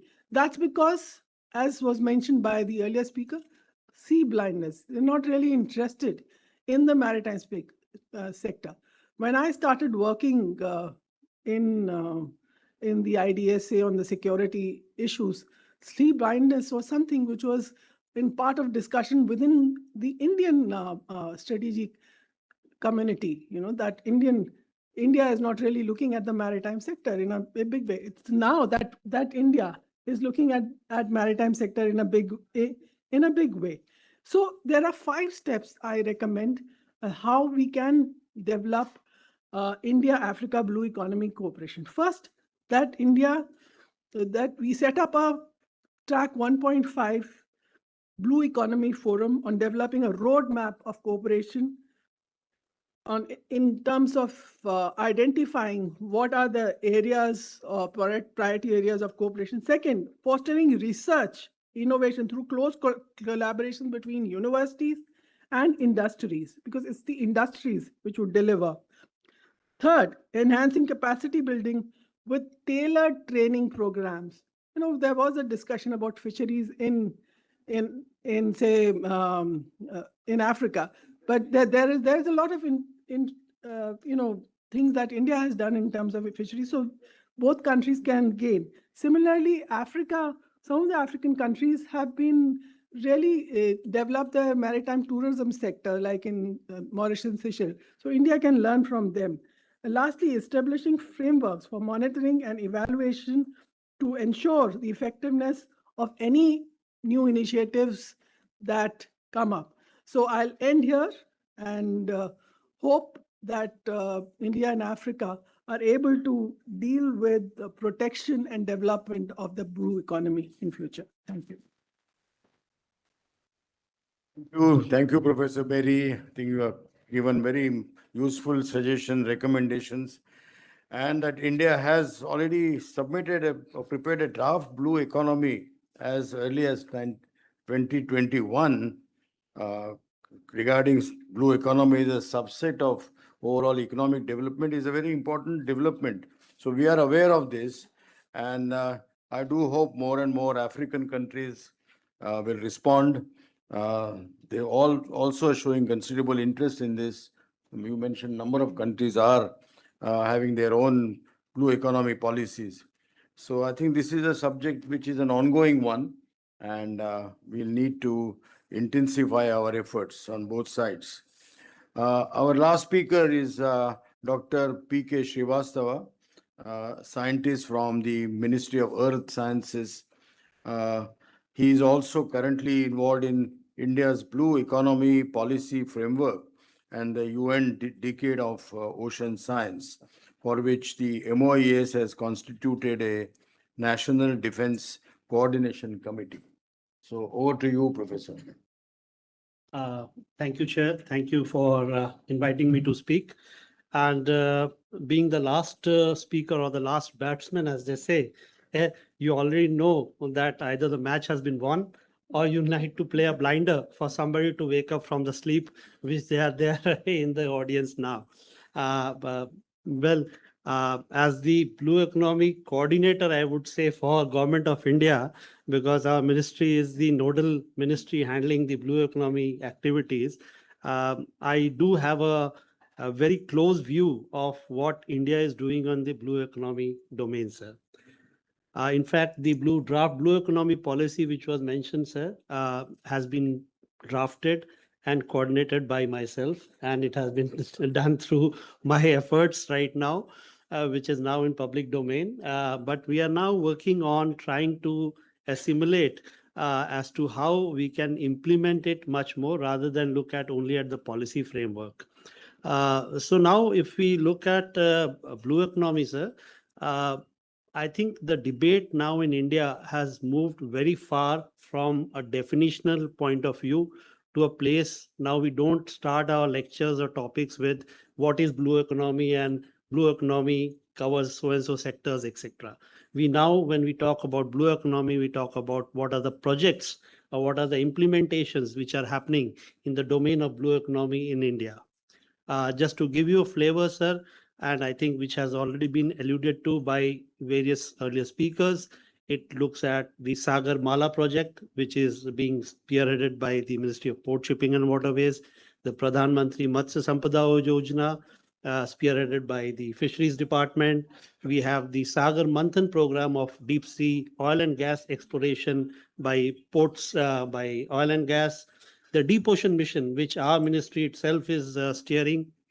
We have the Coastal Cruise Mission being done by the Tourism Department. And similarly, the Ministry of New and Renewable Energy is looking at offshore wind sectors, especially in Tamil Nadu and Gujarat, which have the potential.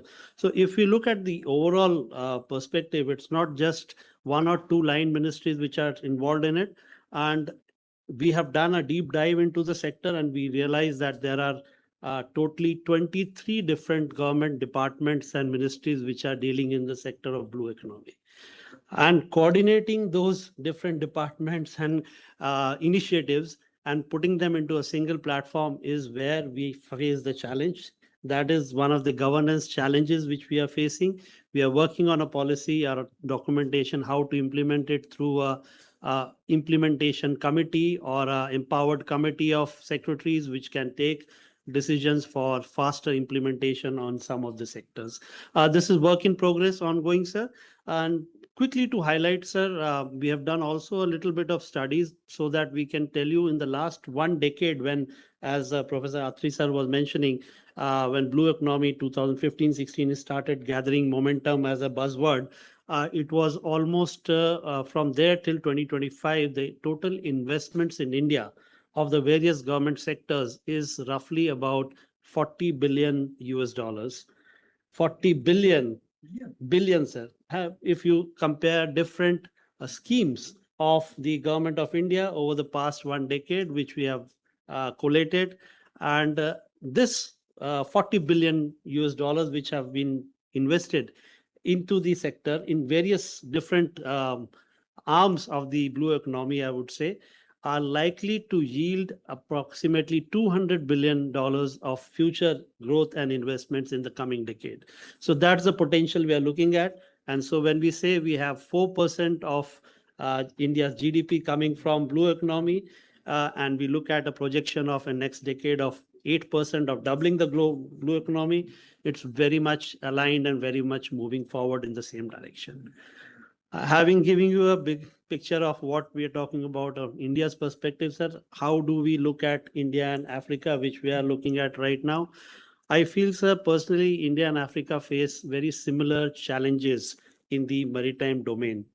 Primarily, our challenges would look at not only the resource mapping and assessment. The resources have been not mapped and utilized properly, both in India, though we have a 2.2 million square kilometers of EZ, still only about 30% of it is, I would say, accurately mapped. We know the resources. Similarly, if you look at 13 million square kilometers of African EZ, it's less than 1% which is actually mapped. So if that is the situation, we do not know where are our offshore resources related to fish stocks. We still do not know where our offshore energies will come from, where our minerals will come from the offshore areas, which will be driving our future EVs, our future computers, and all those areas will require to be mapped. And once you map those, you need to develop something called as marine spatial plans. Marine spatial planning is nothing but a map which provides you, or a decision-making tool which uses the use conflict or the deconflicting of the users, where to have the shipping lanes, and we should not fall into the fishing grounds, and we should not have the tourism aspects coming into it. So marine spatial plan is one area where India and Africa should jointly collaborate to develop such innovative plans for marine resources. A second area which I could highlight immediately is the use of communities to be involved in marine ecosystem management. When we talk about marine ecosystem management, we are not looking only at the fisheries and aquaculture, but also at the future development of seaweeds, mariculture, as well as coastal tourism, where water sports activities, where coastal tourism, ecotourism, homestays, such wonderful aspects and examples are available in African continents, in Seychelles, Mauritius, etc., which can be replicated here and can be learned about. A third critical area which both can look at is the area of marine biotechnology. We have hardly scratched the surface of marine biotechnology, which can provide us with a multi-trillion-dollar economy, both in India as well as in Africa, where each product or a molecule can generate pharmaceutical, nutraceutical, as well as I would say any capsule, which has not yet been even thought of, which is also part of blue economy, sir. And lastly, I would suggest we can develop a portal or a shared platform for ocean data services, where India could be a leader. We have already developed very good facilities for providing ocean services with regard to potential fishing zone advisories or ocean state forecasts, in fact, tsunami warning systems, our forecast for taking forward the sea level rise, all those climate change scenarios, which could be integrated into a science-led data portal, sharing data between the countries, and the India-Africa Union can come together. So I'll try to close at this. Thank you so much, sir. Thank you very much, Dr. Srivastava. You have given such a positive and optimistic picture about the blue economic scene of India, as well as possibilities of working with Africa. I think this figure which you mentioned, $40 billion invested in last 10 years, it's well very, very encouraging. And also the possibility with respect to MSP, I think that is very critical. I think marine spatial planning is something which we all need to do, and it has to be an integrated effort. It will require the marine the Ministry of Earth Sciences, Indian Navy, and this shipping and the state governments. I think this is a very big national undertaking, I think, which is lacking now.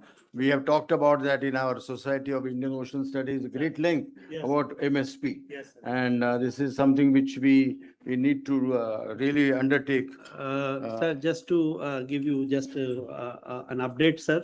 In fact, the ministry has taken the initiative and we have done 2 pilot sites, sir, in India. One is Puducherry and the other is Lakshadweep, which has already we have drafted and given to the state governments. And Puducherry, sir, at present is actually done a government order where all future marine projects have to pass through their MSP plan, then only it would be implemented. It's already been executed at Puducherry. Could you please do a joint presentation I for can, this sir. to RIS Yes, and sir. our Society for Any Indian day, sir. Ocean Any day, Studies? sir. Any day, sir. Yes. Any day, sir. We would like to see this Puducherry Plan, sir. Yes, MSP, yes, you know, what is being surely. done as a pilot project. In fact, sir, taking a lead from that, sir, recently about 15 days back, sir, our ministry and the government of Odisha, we have done Okay. an MOU Yeah, where yeah. we are trying to now move from Puducherry to Odisha for the MST plan, sir. Well, I think we have overrun the time. The earlier session was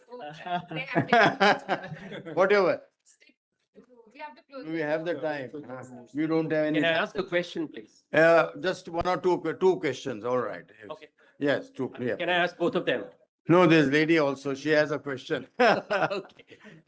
So, I'm a trade professional. So one thing that jumped out at me is that today everything intersects with climate change, whether we're talking about transport, logistics, or international trade. So is there an opportunity, that's what I'd like to know from the panel, of having a multidisciplinary team which looks at simultaneous engagements of free trade agreements along with maritime connectivity and blue economy, and also, contesting or engaging with initiatives like carbon border adjustment mechanism of EU carbon credits. So probably a multidisciplinary team on both sides of India and Africa could collaborate on this. Some thoughts from the panel. One in India, multidisciplinary team like this. I'm looking at all these aspects. No, first of all, we'll have to see whether we have in existence and operation such scheme in India, multidisciplinary. If so, then we can talk about having with Africa.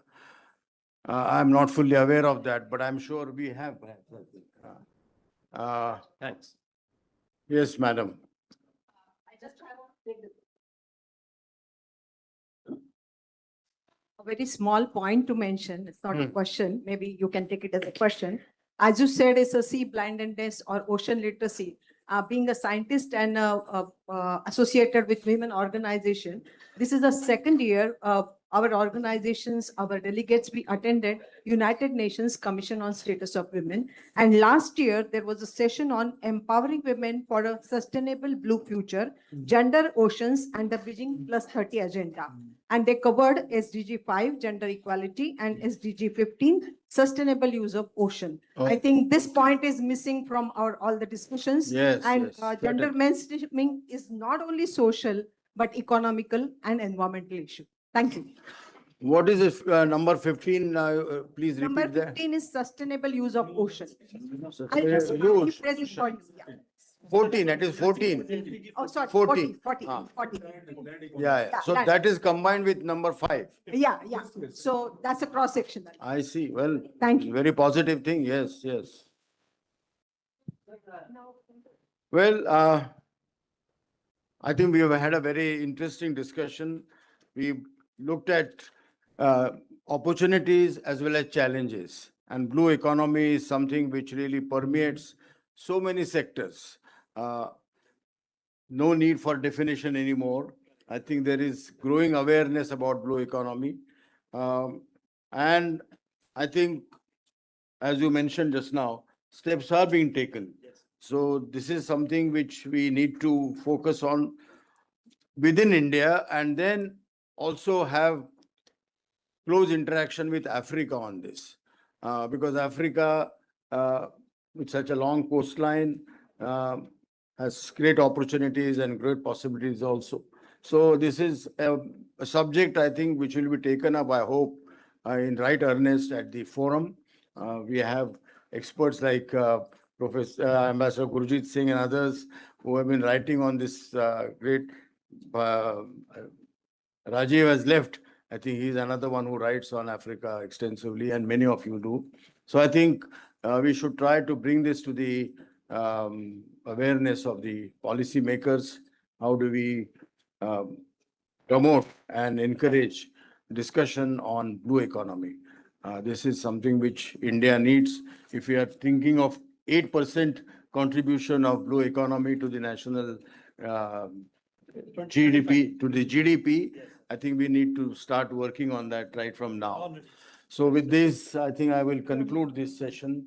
I would like to thank RIS for taking this initiative and organizing this very important seminar on the eve of the India-Africa Forum Summit.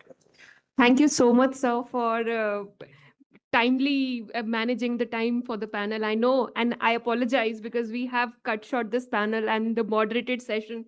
We had questions already lined up and everything, but I'm really sorry. For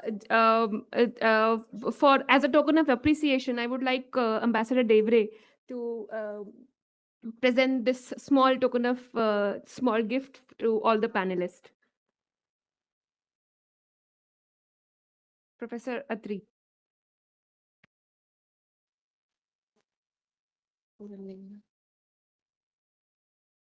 Professor Ruchita Bedi.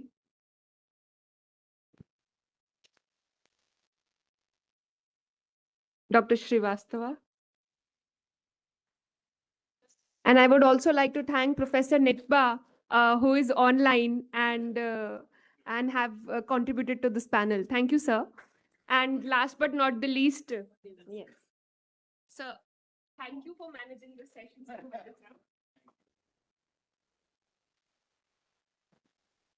We'll be having a group photo. Yeah.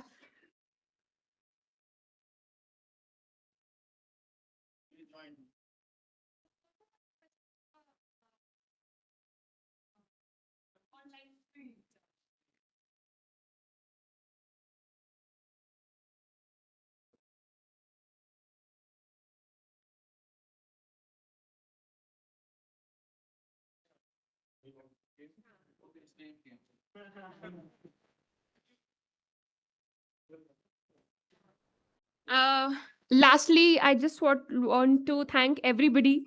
I know I have a long list of names to thank, and we are running short of time. So all the panelists from the inaugural session to the session in maritime connectivity, T.K. Ramachandran sir, His Excellency Mr. Mathia, Ms. Professor Musa, DGRIS, Dr. Ratna, and then all the chair of the sessions, Gurjit sir, Ambassador Devre, all the panelists, participants, of course, RIS team, CMEC, Blue Economy, AIC, Dakshin, everybody. I'm just not naming anybody, and all the participants who have joined us online and offline. Thank you so much for coming and discussing on the so important areas of blue economy and maritime connectivity. Thank you so much.